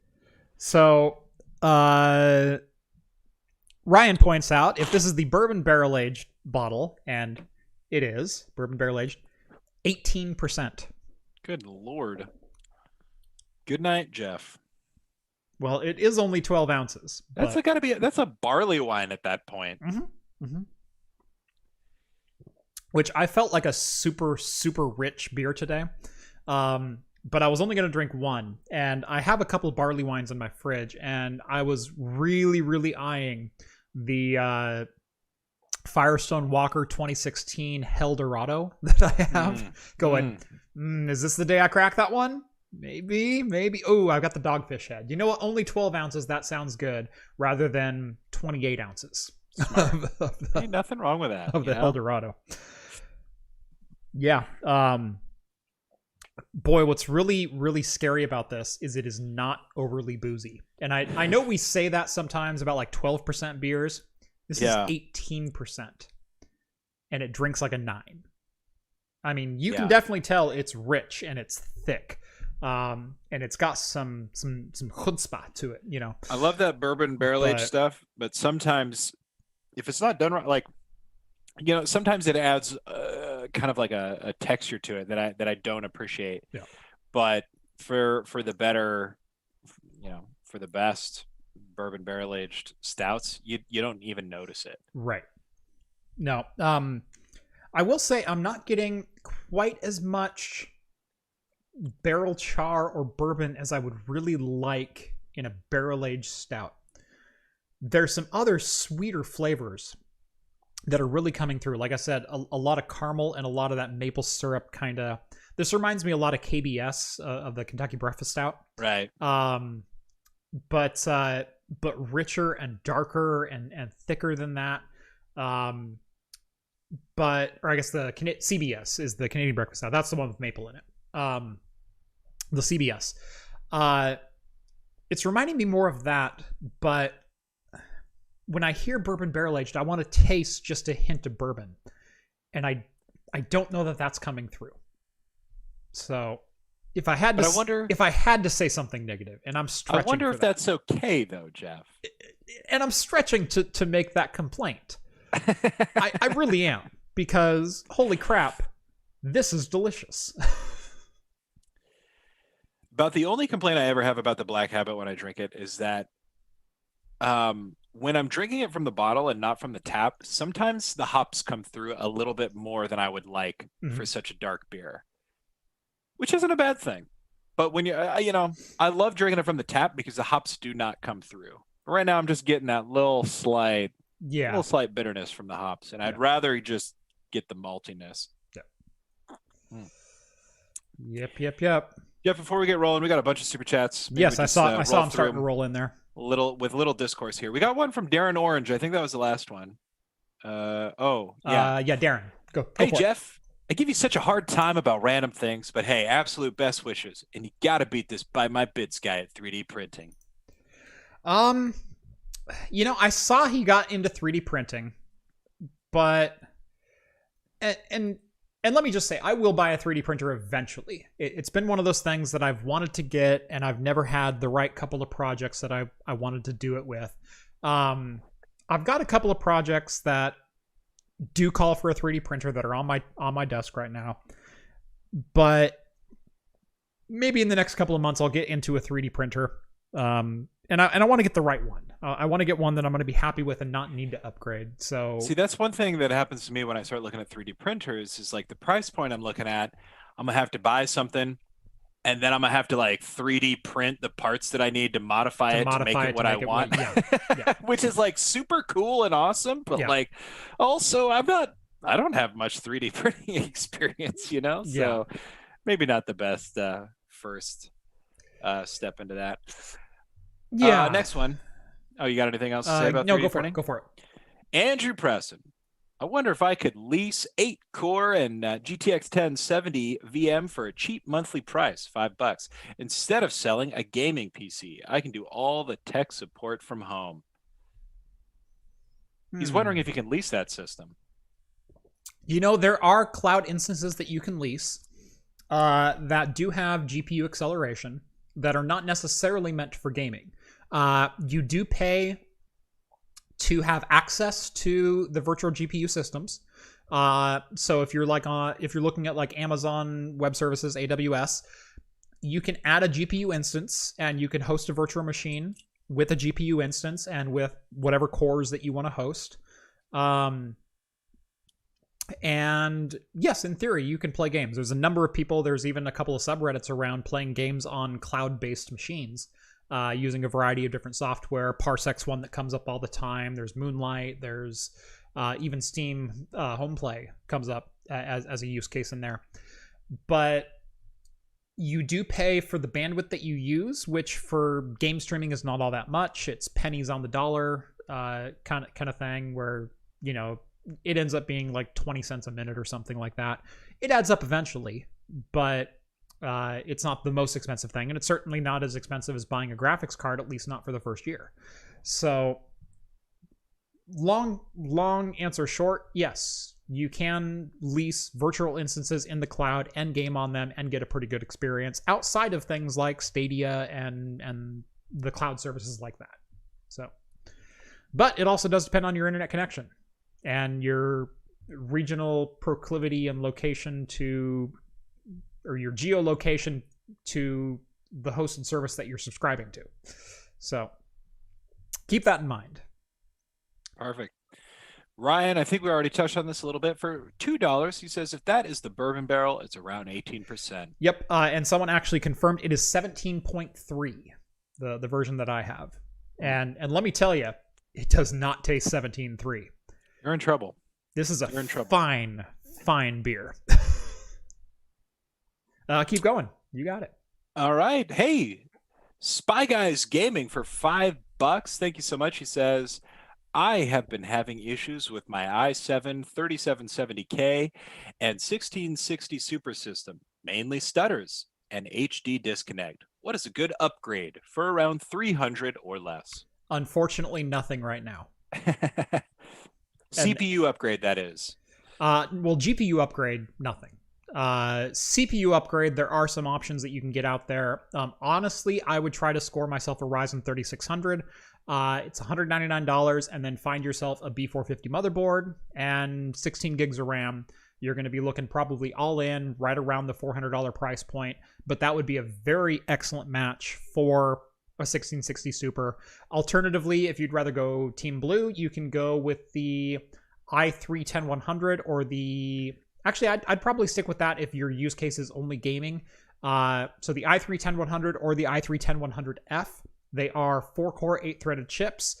They turbo up to, 4.6 gigahertz or 4.7. They're not overclockable, but they will kick the living hell out of the 3770K. And get you to where you want to go as far as CPU performance goes. So that's my recommendation, is either one of those. Shout out to our mods. Rev deleted a comment that was not a super chat from Boozy the Clown before I could read it. So cheers to you. I ain't even going to touch on it. We can talk about it in the Discord. Super secret Discord for only $1 a month. Big spoon. Yeah, Boozy's $2. been trolling for a little bit there. So Yeah, he trolled, and I almost went off on him. Anyway, 86 likes versus 260 people. Click the like button. Thank you, big spoon. heck yes, click the like button. Thank you, Spoon. That's like the most constructive thing you've super chatted. Okay, maybe not. Maybe that's a stretch, but Mogdog66, $5. Hey Jeff, just want to say thanks for all the great content. You were the reason I got into Proxmox and virtualization. Cheers to you, Mogdog66. It is you and your super chats. That's God bless your credit card. I didn't say it, Jeff did, so it makes it okay. One more, then we can get to a story. Darren Orange, $2 once more. Thank you again. Up for a collaboration with the Educated Barfly. Anytime he wants to do one, I am totally up. Educated Barfly. I could go Cocktail Chemistry. I could go Greg from How to Drink. Any of you guys want to do anything? I am totally up for whatever you're down for. In fact, in 2020, when I was looking at going full time, I was looking at doing a little bit of a tour and hitting both a couple of tech tubers and a couple of bar YouTubers and doing a couple collabs on like this nationwide, like get on a plane, hit New York, get on a plane, hit Texas, get on a plane, hit Nebraska, hit Colorado, and then come home, or Washington and then come home, and just like try to like line up these collabs so I could do it over the course of a week. And for the foreseeable future, I ain't getting on no damn plane. Why? Is there something going on? But that was something that was in my brain of like, this would be a heck of a lot of fun, and something that would be overall fairly inexpensive to do, to be able to get out there, get in touch with some more creators, and just have some fun. And as soon as this whole thing is over, I'm going to be doing that. I'm going to be flying around and shaking hands. And I feel like YouTube is just going to go insane after everything just calms down a little bit. Oh yeah, and I've said this before. As much as some of the tech YouTubers like to complain about CES, about what a grind it is, and trust me, it is a grind, but it's also a hell of a lot of fun. Yeah. I don't know. Maybe it's just because like I don't go to that many trade shows. Mm-hmm. I loved hauling your stuff all around. It was fun. I loved having you haul my stuff around. That was great. Yeah, it was such a good time, and man, I mean, everybody's in a pretty good mood. Everybody's got the same gripes, I loved it. Darren, the moral of that story is you should go and hit up the Educated Barflies comment section and make sure that they know that we're down. Okay. One more, Jeff. Then we got to get to a story, for God's sake. All right, one more. Syzdrum just dropped $20, so we have to say it. Tastes like a Texas barfly kind of day in tech. Yeah. I will say there's a couple of places that I've spent some time that, no offense, but I don't really want to go back to. One of them is Phoenix. Don't say Dallas. One of them is Phoenix. The other may be Dallas. Gosh, yeah, well, technically I was in Arlington, but yeah, you can just stay like King of the Hill, right? But it was hot, it was miserable, and the places that I was hanging around were all the tourist sites, and so things were just ridiculously expensive, and I really wasn't just a fan in general. Now, the events that I was at, they were pretty fun. Went to QuakeCon and had a lot of fun, although I was part of the Modders Inc. team at that time, and I had to drive the U-Haul around, and then the GPS took me on some bizarre way that took me like 6 miles outside of where I needed to be, and my cell phone died, and it was a whole mess of like I should be sitting poolside with a martini right now. Instead, I'm baking at 105 in the front of a U-Haul 8 miles from where I'm supposed to be with no cell service. So no offense to the great state of Texas, but that kind of left a bad taste in my mouth. And then secondly, Phoenix. F Phoenix. Somebody has a super chat. They said, Michael says, "What happened in Phoenix?" What happened in Phoenix? So the airline that I was on, we were supposed to catch the last connecting flight from Phoenix to Portland going out that day. And I was flying from somewhere back in the Midwest. And the flight from the Midwest was delayed almost 4 hours because of mechanical failure. And so they had loaded the plane with all of our luggage, and then they had already seated first class and women and children kind of thing. And then they said, wait, hold on. And they stopped loading. And we waited there for an hour. And then they said, all right, everybody off. And they got everyone off the plane and they started unloading the luggage. And then they had to get a new plane, which took another couple of hours to go through pre-flight checks and everything else, and then get all of our luggage back in and then finally board us. But they said, long story short, this was our fault. You're going to miss your connection flight. We'll put you up in a hotel. And so the hotel was great. They put us up in the Grand Hyatt in Phoenix. We had basically a free bar tab, and so we could go down there and just say, yeah, just charge this to the airline, and they're like, oh, okay, yeah, cool. But we had like vouchers that's like, here, this is good for $300 in whiskey. That was totally fine. Well, it was meant for dinner, but knowing you, it was a liquid dinner, a Manhattan, an old fashioned. There was a lot of liquid, not so much. Was the bar any good at least? The bar was fantastic. Like, I imagine at the Grand Hyatt, it's got to be, right? Right. Like, I stayed on the 26th floor. I had marble countertops in my room. I had a California king bed. Like, what is there to see on the 26th floor though when you're looking out the window? It's a lot of flat. I've never been to Phoenix, so I don't know. Yeah. You know, I was just curious. No, Phoenix was just like houses for as far as you could see, and then a couple of like what I assume businesses and 4-story buildings, and then a mountain range in the background. And that was Phoenix. Yeah. And I call it mountain range as someone from the desert would call a mountain range, not like someone from Oregon or Washington would call it. Like what you see when you're at Vegas. Right. It's very similar landscape. Although Vegas has taller mountains. Oh. So because Vegas is kind of in that little depression right there with legit some mountains on the outside, you know, some good 15,000 footers. Phoenix was like 3,000 foot. So it's the horizon had a little whoop before it went to black. Gotcha. That was it. It's like the foothills over now here. Overall, Phoenix was like, I enjoyed the hotel stay, I enjoyed the accommodations. I have no qualms with that. The problem with Phoenix was I landed in Phoenix in August, and I landed at 10:30 p.m. and when I got off the plane at 10:30 p.m. it was 107, and it had cooled down to a paltry 99 when I got up for my flight at 4 in the morning. So, Jesus. But Jeff, what everybody wants to know, what about the people of Phoenix? But it's a dry heat. What about the people of Phoenix? The 3 that I met were lovely. Good. That's all they wanted to hear. That's good news. From a purely heat perspective, I never want to go back to that godforsaken place. That's because you're an Oregonian, Jeff. That's exactly right. Okay, we're used to temperate winters. We're used to temperate summers. Yep. We're used to 4 seasons. Okay? Mm-hmm. It's no, thank you. Mm-hmm. The only time I've been to 107 Arizona, and I can't see the sun. That's not right. Oh, that's messed up. Right.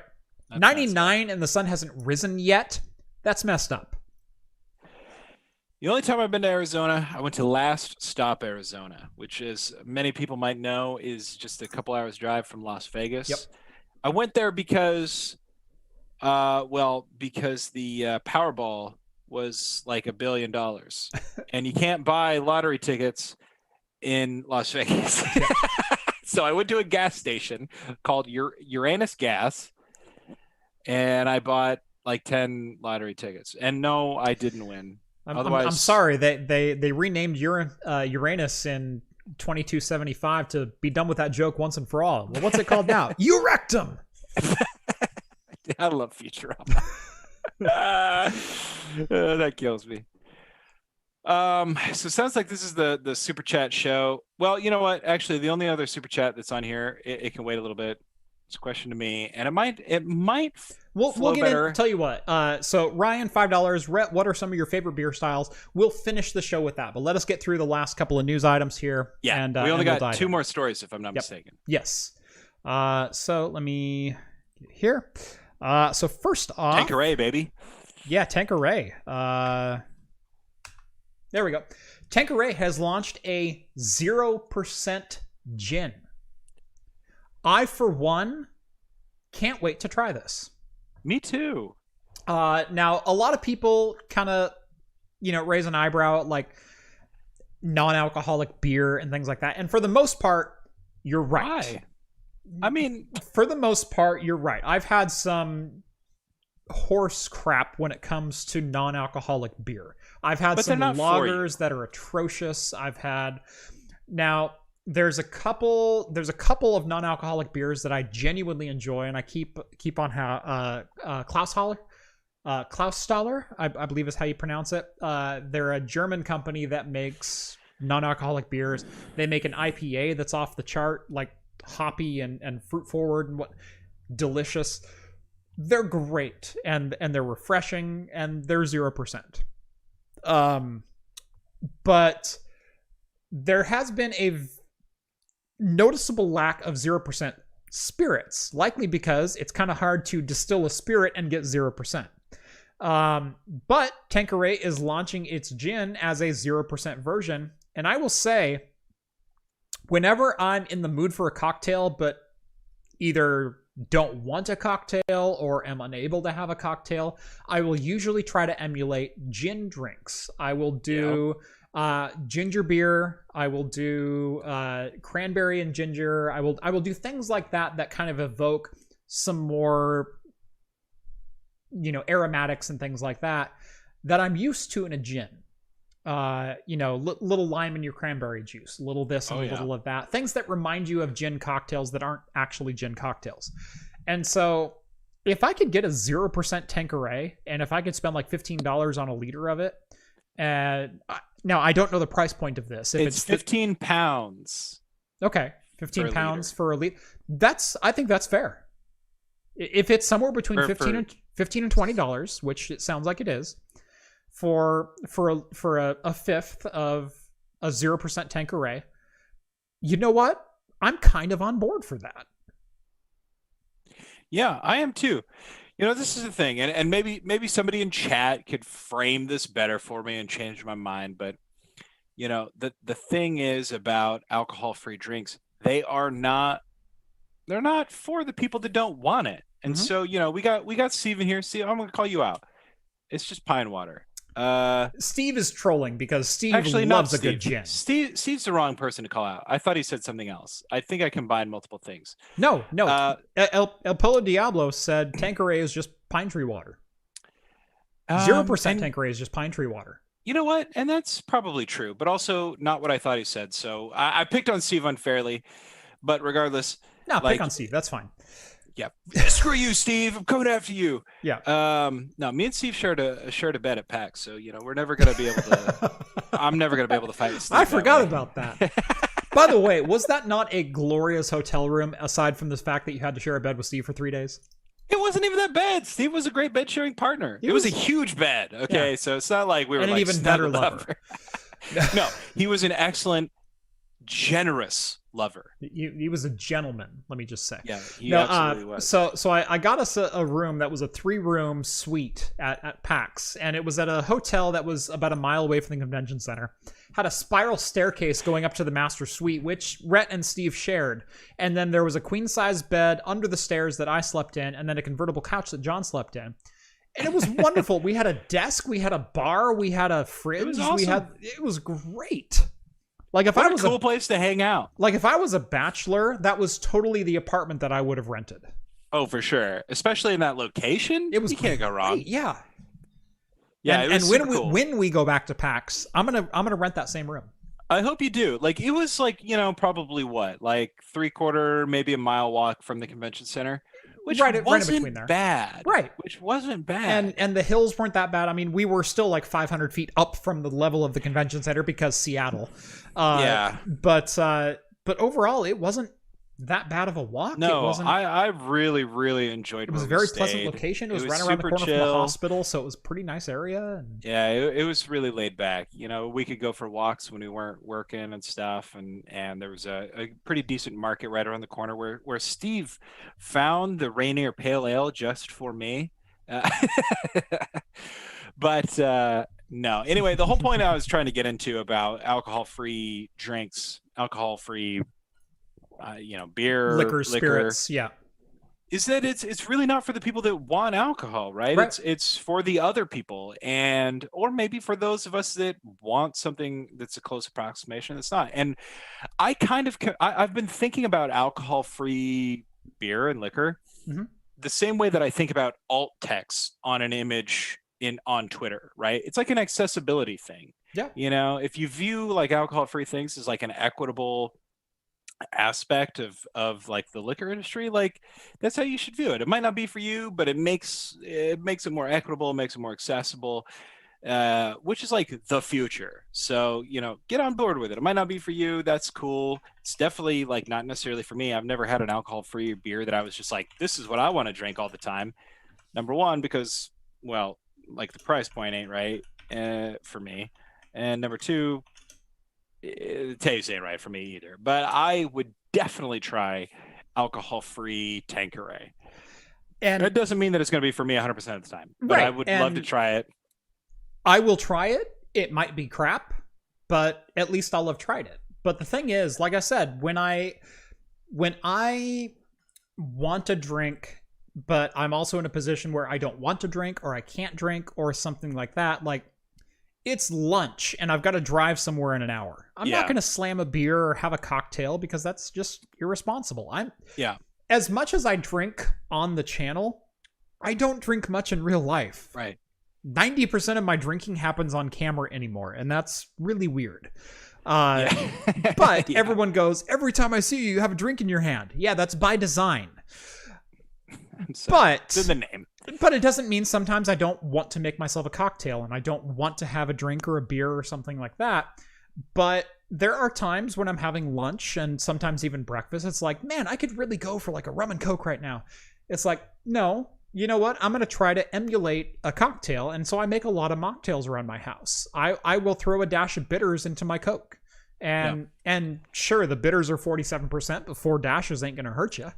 And and it gives you a little bit of a spice and aromatic to your Coke, and it makes it enjoyable. And I'll have a ginger beer with lunch, and I'll like I said, I do a lot of cranberry juice because there's a lot of cocktails that are cranberry based, and you get a little bit of that bitterness and dryness of a cranberry, and especially when you start mixing it with ginger beers and alternative things. If I could mix a Tanqueray and cranberry, or a Tanqueray and ginger beer, and emulate, a gin mule and have that with lunch and be 0%, I am on board. Well, and that's what's great. And sometimes for me, anyways, like I realize sometimes I want a drink, but when I really boil it down, I don't want the drink. I want to feel like I want the ritual. You know what I mean? It's like I want the ice in the glass. I want something that's fizzy. I want something that looks like I don't necessarily want to get wasted. No. It's about the experience and the aromatics and that's that's like the classic trademark of somebody who has a problem in a way. But like I think the very fact that there are options available to us is proof that that's what it's for. Sometimes it's like, man, I used to always want to pop, but then I realized everybody kind of gives me shit for drinking LaCroix, but man, like LaCroix scratches the same. Yeah, it's great. It scratches the same itch as like cracking a 7-Up or something. Right. Little less sweet. Right. It totally does. I crack club sodas with lime. And that's my go-to like non-cocktail. You know what I mean? Like, yeah. No. And when I need a non-cocktail but I want that experience, like I said, for me, it's cranberry juice and ginger beer. That's a good one. It's a perfect 1-to-1 mix. It's got a little bite to it. It's got a little. Oh yeah, yeah. No, it's got just a little something that kind of wakes you up and energizes you and gives you that sensation of I'm drinking some kind of a mocktail, and it's good. Yeah, it's tasty. Regardless, Tanqueray has taken kind of a weird move here, and they deserve our support to see if it works out. So That's right. I will try it when it comes out, and I hope everyone joins us. All right. Two more super chats. One that I really wanted to get to, Nathan, $20. I work for a low voltage electronics company and have done YouTube for them. You being a family man have inspired me to make my own videos and try it for myself. If I can do it for them, might as well do it for what I enjoy. Hey, That is fantastic. And Godspeed, my friend. If you do end up creating a channel, send me a link. I will definitely check you out, and I'll help you out if I can. But I started out as a family man and IT professional in the YouTube space, and now it's my full-time job. And so if you want to give that a shot, it's not for everyone. It might not work out, but Godspeed. And I will help you if I can. I think the key thing is like just make stuff that you want to see. Right. You know, like that's like the one thing. Like I remember when Jeff first started, it's like I didn't fully like understand like what Jeff was doing because like, you know, as weird as that sounds, like, you know, I wasn't in the tech space. You want to do YouTube well. and you're going to open beer and you're just going to like talk? Like, is that I was the deal? totally down for it. I mean, you invited me, you had free beer. It sounded great. Right. But I didn't quite understand it because I wasn't a part of the free space. beer. I just had access to taps. John goes, son of a, I knew it. What a pivotal place in my life, right? But right. The whole point is that like Jeff was making stuff that he wanted to watch. And like lo and behold, like there's 200,000 people that felt like they wanted to watch that too. And I'm all, it opened my eyes. So, you know, do what makes you happy, make what you want to watch, and there's going to be 200,000 more people that want to watch it. So right. No, I started this channel kind of on a dare from a couple of friends. I had a couple of friends who I was very close with, and both of them, their lives took them in different directions at the same exact time. And they ended up both moving away, and we weren't able to hang out literally 2 or 3 times a week anymore. And that was a bit of a shock to my system from having them as friends for like 10 years. And so I was looking for something new. At the same time, my wife was 6 months pregnant with our youngest, and I started looking at like, maybe I want to start a YouTube channel. And they said, you should start a YouTube channel because we're tired of you talking our ear off about things that we don't care about. But I'm sure someone wants to listen to you. And so it was kind of on that advice that I went, screw it. I know how to work a camera. I know the basics of what I need here. You know, I've watched enough YouTubers to know what, not necessarily what the system is, but what's expected of a tech YouTuber and whatnot. But I can also throw my own flair into it. Well, and in tandem to that, you know, kind of with throwing your own flair and things like this, like one of the things that really, like, you know, before I really knew you, one of the things that really struck me was just like how well you could hold down a conversation about almost any topic. You know, I hadn't really known Jeff, and this really touches in with Joshua Rain's super chat. How did you start being YouTubers? How did you feel starting, and how long? Did you see the transition I was trying to make there, and you ruined it? It was beautiful. I'm ham-fisting it because Joshua deserves to have his $5 super Josh chat does read. deserve to have his $5 super chat read. You know, I didn't really know Jeff very well. I met him through John, of course, and the thing was, is like really shocked me, just like how well he could hold down a conversation. The conversation went to many different topics. He held it like, I'm not like, you know, I'm not like I don't know, genius on all topics on any by any stretch of the imagination, but you know, I love to be able to talk to people about lots of different things, and Jeff was there like every step of the way, like in fact, like ahead of me in many regards. I was just like, dang, this guy could talk. And the first time, you know, I hit him up, we did a podcast for my show. We talked for like 3 hours. Yeah, his podcast was usually 45 minutes. We had 3 hours of footage, and he ended up only needing to use 2.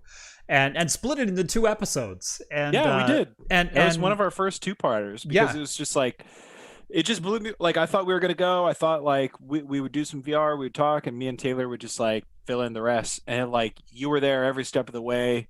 Like, no, yeah, I got you. It blew me away, you know, and in one of those ways that only a bar conversation can be. Yes. You know, I can count on both hands the number of times I've had conversations start like that, or relationships start like that in a bar, where you just start rolling, you start riffing, You figure out where their sense of humor is. You figure out where their expertise lies. Yeah. And then before you know it, you got a relationship. And I couldn't tell you the first thing about YouTube before I met Jeff, to be honest. Right. I didn't even watch YouTube. Yeah. So like I said, I started my YouTube channel kind of on a dare. Jeff, I lost you here. Did I lose everybody? No, I still see you. Are you good? Oh. Can you hear me? Is it your headset? Yeah, it was. Sorry. Okay, I got you. Okay. I hear you. I must have swiped my volume down. So sorry about that. Oh, no problem. So like I said, I started my YouTube channel on a dare, and I had only ever done YouTube.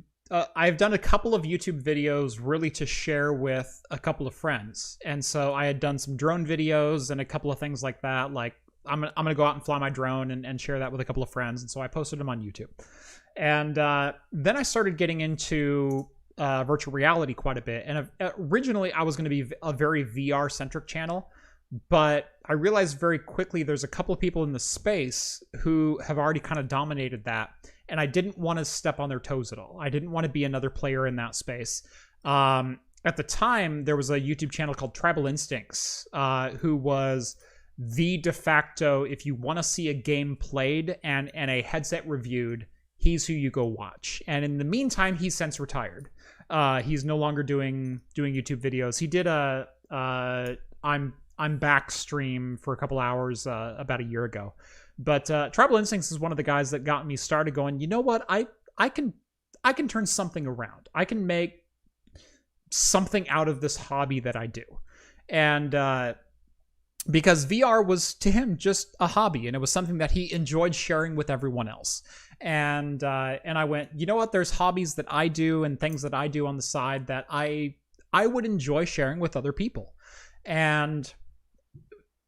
But I also wanted to present them in a very professional way, and a way that you would expect if you got onto YouTube looking for an instructional video.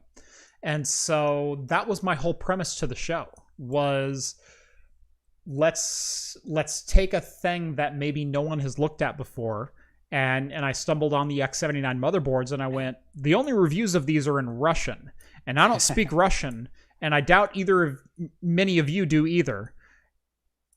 Screw it. Let's build a workstation out of an X79 motherboard, and let's see if that sticks.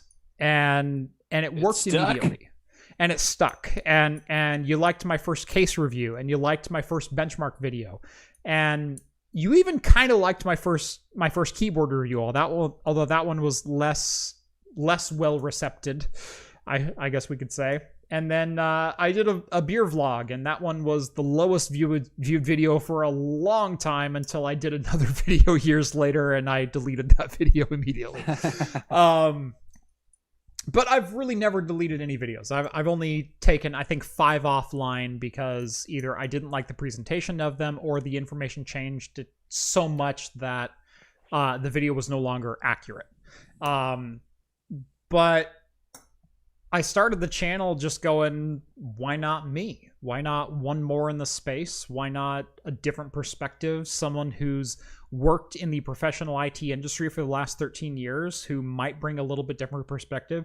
And I kind of found my people in the home lab community going, oh, there's more people that want a full server rack in their garage. Ooh.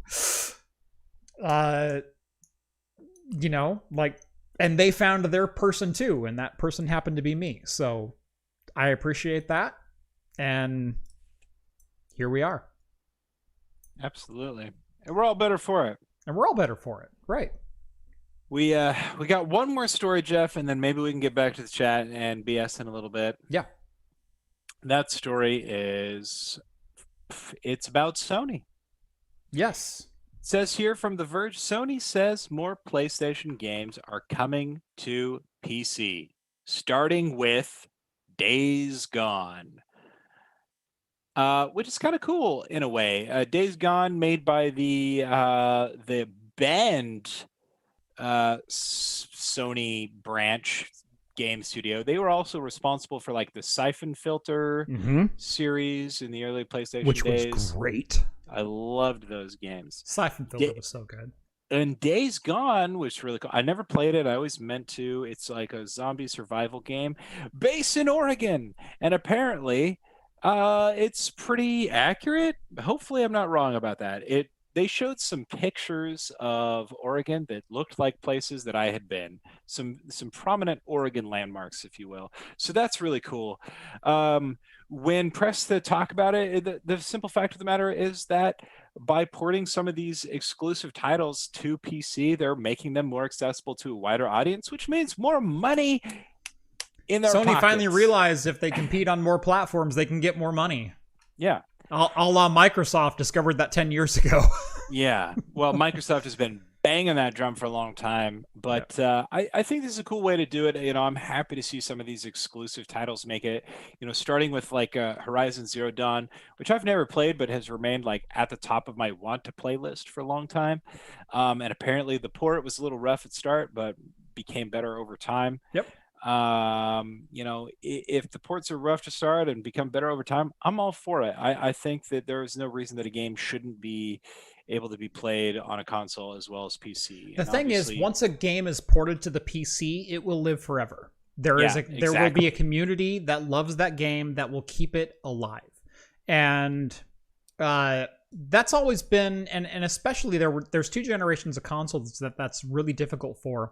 And that's the original Xbox and PS2, and then the Xbox 360 and PS3. Because during that time, consoles really had the upper hand as far as performance goes, at least at the inception of those consoles. The performance was better. The graphics were better. The environment and the fan base was better. Yeah. Because PCs were in this weird transitional phase between older architecture and newer architecture, and the consoles were selling for a loss. So a $300 Xbox was actually a $600 Xbox, hoping that you would buy $600 in games to make them profitable. Like exactly. That was those generations of consoles. And if for some reason you had a PC, you often missed out on the exclusives because exclusivity was also key in those days. And so there's a number of games that as a PC and an Xbox owner, I missed out on because they were PlayStation exclusives, a la God of War, Last of Us. I still haven't played any of those games. Uncharted. There's also games on the Xbox that PlayStation fans didn't get to cash in on. There's Gears of War, there's Halo, there's go down that list. But there came this time within the last 2 years or so that Microsoft said, why, when we own both platforms, when we own the Windows environment and we own the Xbox environment, which anymore is a light version of Windows 10 with a custom UI on it, are we not just releasing games on both platforms? Why are we cutting out a profit share that could happen on the PC when we don't have to sell them any hardware? And they'll still frickin' buy a $60 game. Are we not selling them a $60 game for a couple hours of development time?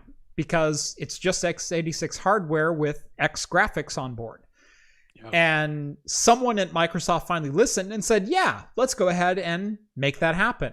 And so all of a sudden, the entire Xbox catalog started being ported over to the PC to pretty great reception. And Sony finally took notice of this, and they ported over what was the first game they did? It's even on Good Old Games right now. It's DRM free. Sony released a DRM free game. Dang it, you're gonna make me look it up. I don't know. What gen is this? What are you talking about? This is a PS4 game. It's not Horizon, is it? Horizon Zero Dawn. Okay, sorry. We were just talking about that. So the fact that you were confused, I was like, sorry. I don't know. Sorry, yeah. So Horizon Zero Dawn was ported to the PC from the PlayStation 4 and is DRM free on Good Old Games. And Sony went, you know what? That sold well enough. Let's do a couple more. Good. Why not? It's just money in our pocket at this point. There's some baller exclusives that should be on PC.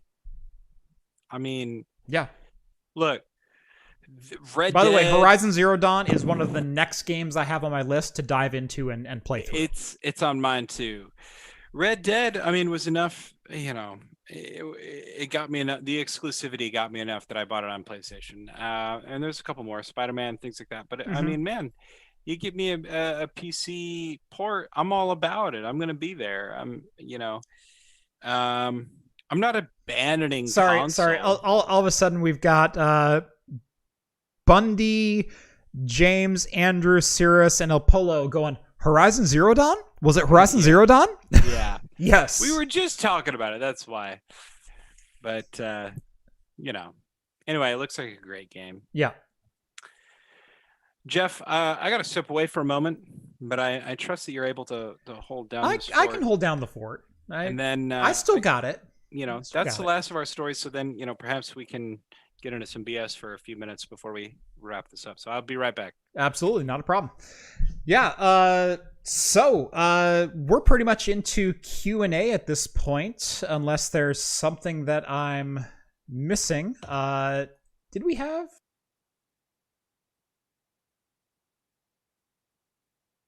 Sony.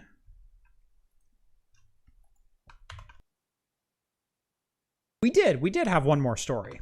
And that is that Peacock, the NBC streaming service, has ordered a Frogger competition series.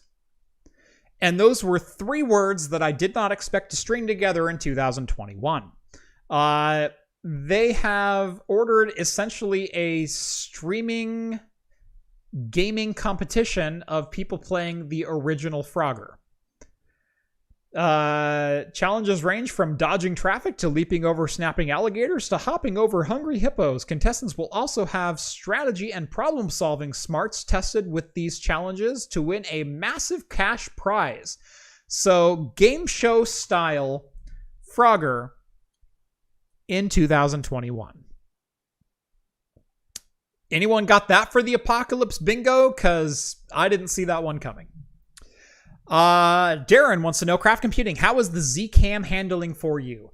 I love my Zcam E2. In fact,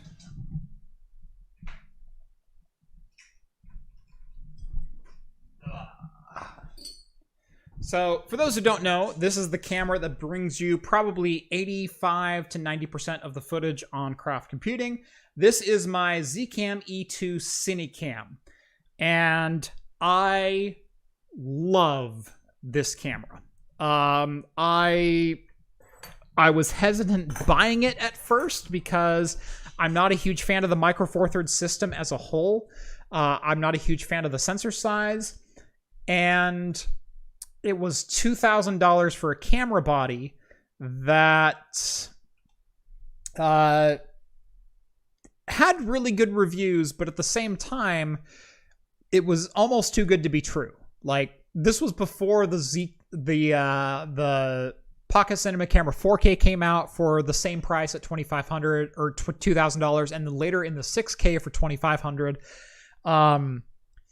Honestly, I will eventually upgrade to an EF mount and a 6K camera in a Super 35 size. That is probably the next upgrade that I have in mind.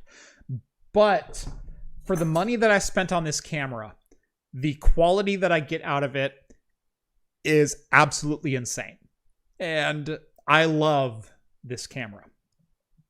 So, yeah, that's what I'll say there. Mark says, I have a new 5900X if you want it. Are you saying I just need to send you a P.O. box number, or do you want to talk about this further? So, yes, I'm interested. Let me know, because I would love to throw down a Threadripper versus a 5900X, or convert my workstation, or convert a couple of workstations over to some different products. Yeah, let's talk about that. Mark, you can DM me on Twitter at Craft Computing. DMs are always open, and let's talk. Let's talk. Cirrus wants to know 12K camera. I looked at the Blackmagic 12K when it first came out. EF mount, Super 35, ticked all my boxes. At the same time, I went, what does that give me that the 4K already isn't? And the answer was nothing. The answer was a little bit more crop factor. The answer was a couple of ergonomic features, but overall, nothing as far as end quality. Now, Darren points out the Zcam E2S6. Trust me, I've added that to my cart no less than 3 times on B&H, but every single time I go, am I ready to spend $3,000 on a camera that's going to be the same return on YouTube because, well, YouTube already compresses 4K to hell and back. Do I really need a 6K camera? And the answer is no. I want one. Don't get me wrong. I freaking want a Zcam E2S6 because I think that's the perfect camera. I love the Super 35 sensor size. I know full frame is all the rage, but at the same time, my entire lens set is designed for Super 35. My entire lens set is APS-C crop sensors because I've sold all my better glass. I'm kind of into it for Super 35 at this point. And going to a full frame would be exorbitantly expensive to replace all my glass. But I've got the Sigma 1835. I've got a Tamron 1750 f2.8 IS. I've got a Tamron 10-24. I've got quite a few other lenses that would do very, very well on a crop sensor, but not on a full frame. So trust me, the E2S6 has been very high on my list to at least look at and has been added to my cart more times than I would like to admit, but I still haven't pulled the trigger, and that's because for YouTube, it wouldn't make a darn bit of difference. Systrum sends another $20. Thank you, Systrum. I love the game of Salem, which is a Windows and Linux-based game. Yes, I've heard of that one. I have not played that one, although I might give that one a look. And then Andrew gives over $5 again. Going for broke. Anthem is dead. BioWare is killing it. So for those who don't know, BioWare recently canceled an Anthem patch or an Anthem rehaul or overhaul that was going to Let me start over.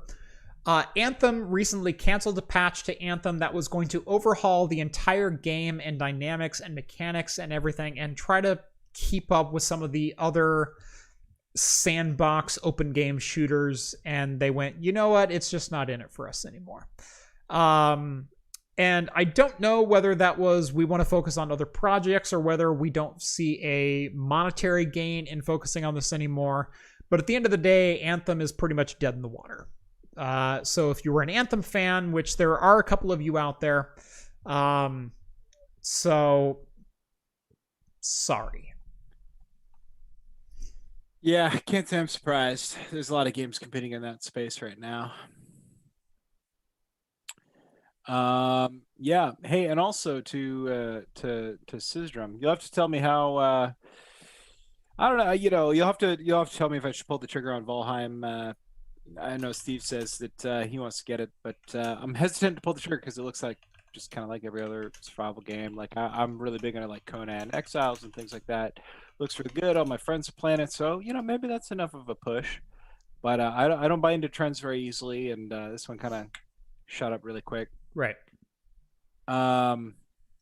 Also, hey, let's go back and hit Ryan's super chat from way back up in the way he said, "What's my favorite beer type?" Yes, let's beer get back style, into that. Rather, I can offer a brief answer. I don't want to shortchange it since we put it on the back burner, but my favorite beer style probably amber ale. There's something about the complexity of flavor that you can get out of an amber ale, but I've verged towards malt, and so. Which means I kind of generally like darker beers. I think the dark lagers and things like that, you're going to see me leaning towards. And then, if you're looking at IPA versus other strong flavor beers, I'm going to lean more towards porters and stouts. There's something about dark beers that I prefer. I have no problem with hops necessarily, but in Oregon, the craft beer trend was kicked off by how hoppy can we make this beer, which is great, but it's not an arms race that I care to be a part of or care to lend my voice to. I love complex flavors of beer, but I don't personally get that from hops. So they wanted to know if this is the speed booster being used for my videos. Yes, the speed booster is the Viltrox 0.71 speed booster on my 1835 Sigma, and it is a dynamite combo for this camera body. I would definitely like to straight adapt it to an E2S6 because I think that would give me... There's something about an adapted lens that is a little bit different from a native lens, and those who are deep into lenses and hardware and bodies know what I'm talking about. Speed boosters are great in that you get a little bit more sharpness, you get a little bit less chromatic aberration because it's less noticeable once you compress the light into a tighter field. But there's also something about the Sigma 1835 that is just freaking gorgeous when it's being captured on a native sensor. And that's kind of why I've looked at the E2S6 going, man, I would love to just throw this onto a native EF body. And I've looked at a number of different EF solutions for this. I even have just a straight up no translation adapter, no speed booster, just a straight up EF adapter to go to Micro Four Thirds. But my office kind of requires a speed booster because I need a little bit wider angle than what that can provide me. But I love this body and speed booster and lens combo. Like it's phenomenal. Lead and Iron wants to know, how long did it take you to acquire all this equipment? As long as you see until now and even further.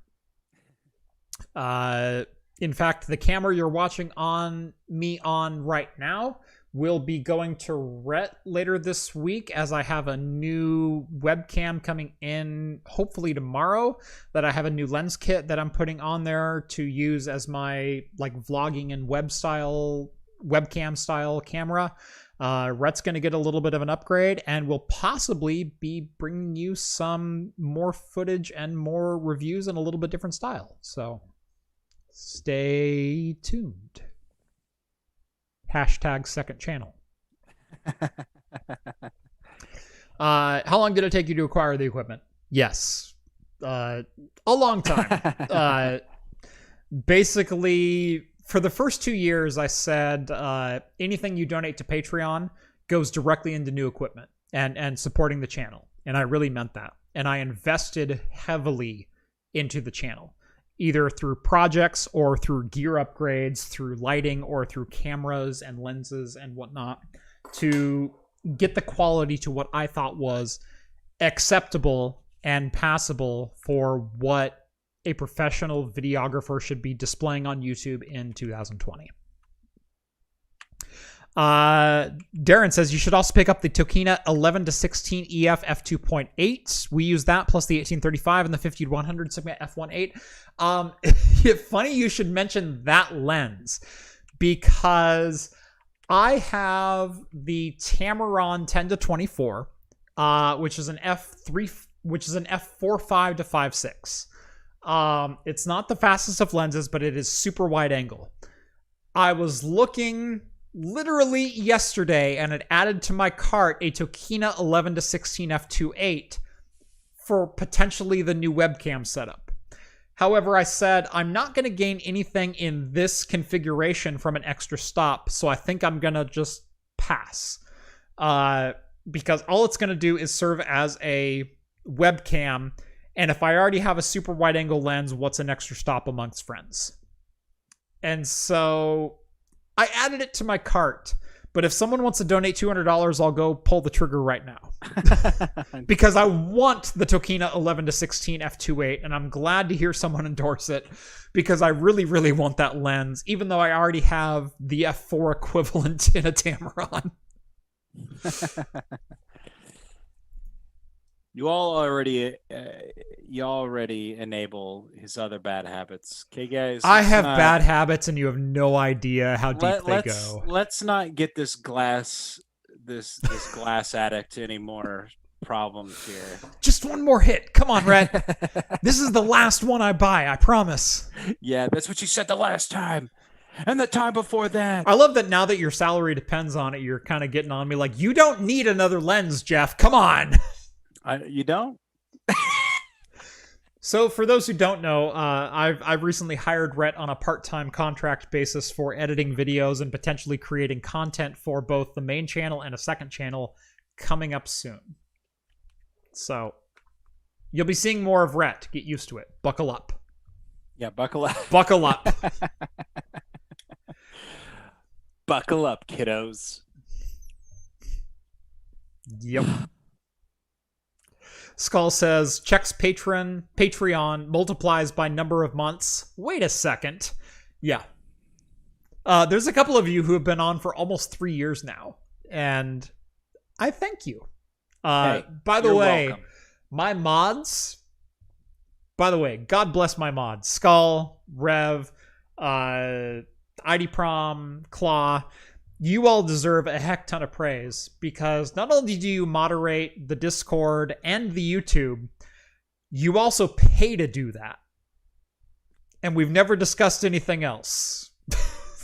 So thank you. And not only that, but they do it with such class and style and are They like do. cool people to like hang out and talk with. They're people that I am more than happy to have a beer with after the show, which you can also have a beer with me after the show if you join the Patreon or Float Plane. Links are both down in the video description. You can take part in the super secret after party and the ever-growing Discord community over there by simply clicking on those links and joining.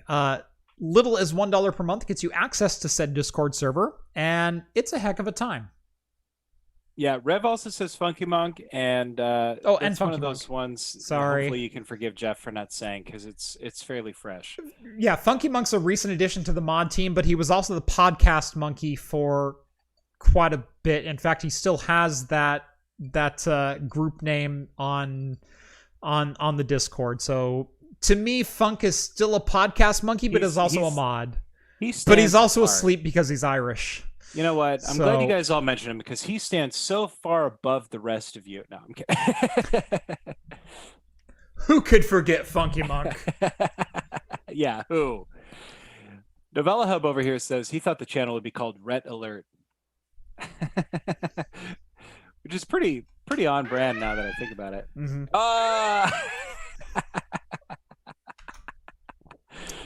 Love it. What's funny is I forgot to redo the OBS for this page, and so my screen is overhanging pretty badly. It's all right. We'll get it there. We'll get it. I'm overhauling my screen since this has become more of a temporary or more of a permanent arrangement from doing in-person shows to remote shows. And I figured after 11 months of doing remote shows, I should probably polish up the LCAR screens that I made on the second show. Oh, they look great. That's how I roll here in craft computing. So the intro and outro that you see, little Sean Connery coming out here. The intro and outro that you see, I made that when I went, you know what? The first video did all right. I think I'll make a second video. And I've ran the same intro and outro on every single video since I created them in July of 2017. And I don't know that that's going to change because I think they're a little charming. I like it. Oh, they are charming. They're charming in their simplicity, and I love it. You'll get to know me. If you're new here, you'll get to know me as the YouTuber who does just enough to make it good enough. That's fine. Jeff, I hope you come to know me as the editor who does just enough to make it good enough. Well, I'm already the editor that does just enough, and I'm hoping to leave that world behind. I couldn't resist. Systrum just bought me a lens. No. Someone said way. Camera. Systrum drops $200 US. eBay.com. Oh my God. I'm going to go to watched items. He's doing it on stream. I'm doing it on stream. Where is the 11 to 16? Hold on.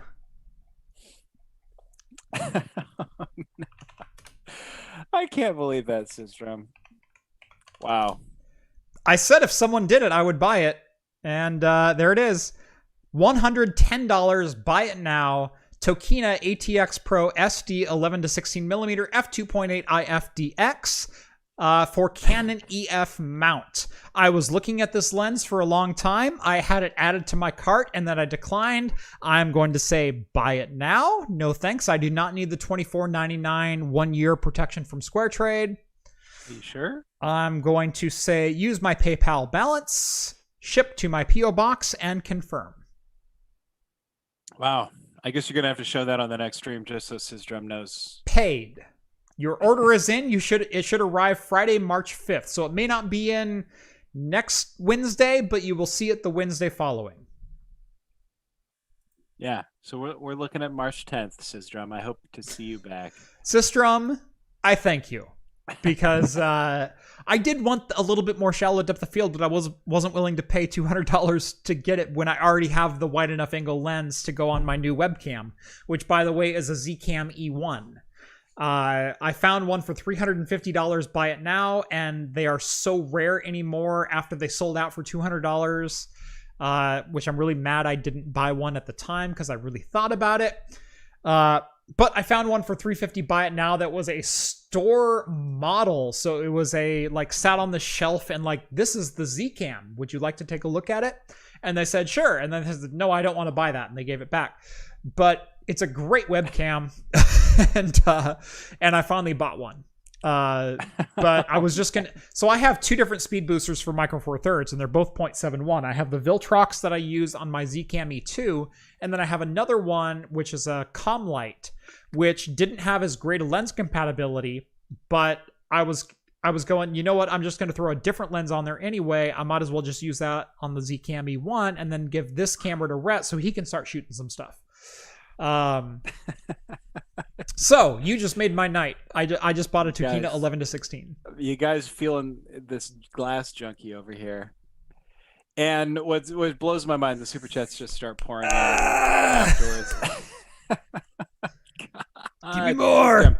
By the way, he says don't show it on stream. Well, he didn't say that. He said just show it in the Discord. That's what he said. No, so I will screen cap this right now. Oh, nice. Good idea. Good idea. But Nathan Glancy over here. Oh, what? You're just going to freeze me? There we go. Snipped. Start minimizing videos. In the process of doing my outro, unless Rhett has something else he would like to say. We got to hit these super chats real quick. Yeah, hit the rest of the super chats. Just signed up for Patreon. Been a lurker for over a year. Drinking some Yagata Horchata by Prairie. Hey, cheers to that. Cheers to you. We're going on to Corey Gibson. That could have been a bonus for Red. Here's $5. Corey Gibson. I know. Let the sympathy super chats roll in, please. Rhett is getting my Sony ZV-1. I think he'll be all right. He's going to make it through this ordeal, although thank you for the sympathy. No, I haven't even told Rhett I'm building him another computer yet. He hasn't said that. Damn, he's saying it live on stream. Y'all better hold him accountable for this. I have a system planned. You're going to love it. Those are the words I like to hear. You know what, Syzdrum? Oh, by the way, your new monitor is right here too. Oh, you patting that box? I'm patting that box. 1440p, 165 hertz. Get used to it. Yeah, you don't even know what to say. Me. You know what I say? I say thank you, Corey, for the sympathy. But Jeff's got my back a little bit. I'm treating him all right. He's not like the old mine boss of the 1920s. I got a business to run. You understand? It is a business. It's a business. But I still treat my employees right. So he does. I appreciate that. Ryan Critchfield says, "Systrum, are you mad?" I don't know what Systrum is. He's a baller. I like Systrum. He is welcome anytime. And then because he feeds my glass addiction. Then DRWTSN32 says, Syzdrum, awesome. I wanted to, but too many projects. Thank you. So it sounds like there are some people who wanted to support you, Jeff, but got other things going on. So Syzdrum had to step up to the plate. He represented the many out there. So cheers to Syzdrum. That's incredible. Now, I will say I still feel a little bit guilty that craft computing and Talking Heads by extension is becoming a little bit of a... This is a pet project and an obscure part that I've always wanted to buy. Do you guys want to buy it for me? And someone will. But out of 208,000 people, one person inevitably does. I just want you to know, I feel bad. I do. But I'm also super excited to finally get my hands on a Tokina 11-16 and the Galax 1070 Katana and a GPD Win 1 and a GPD Win 2 and all of the other hardware that has poured in the last couple of months that will eventually make it to screen. And look, he feels bad, but rest assured he's going to put it all to good use. Yeah. Yeah. You know, it's going to good use. Like I said, hopefully next week, if that lens shows up in time, you'll actually see it on the next live show. So, yeah. Yeah, Zcam E1 with a Comlight speed booster with a Tokina 11-16. Oh, I'm in heaven. Listen to him, Heaven. Guys. Sounds like he has a problem. Look... Guys, we better sign off before one of you... Thank you so much for watching episode 172 of Talking Heads, but it is 26 past the hour. We are well into after show territory, so I've got to call it quits right now. If you like the content you see on this channel and want to help support me in what I do, consider joining the Patreon or Float Plane. Links are both down in the video description below. And as always, thank you so much for joining us every Wednesday night here on YouTube on Talking Heads. This has been episode 172. I'm Jeff. He's Rhett. We are signing out. Join me in the after party over on the Discord if you have the opportunity. And as always, we will see you next week. Although you could also listen to us in podcast form over on Anchor.fm or wherever your favorite podcasts are found.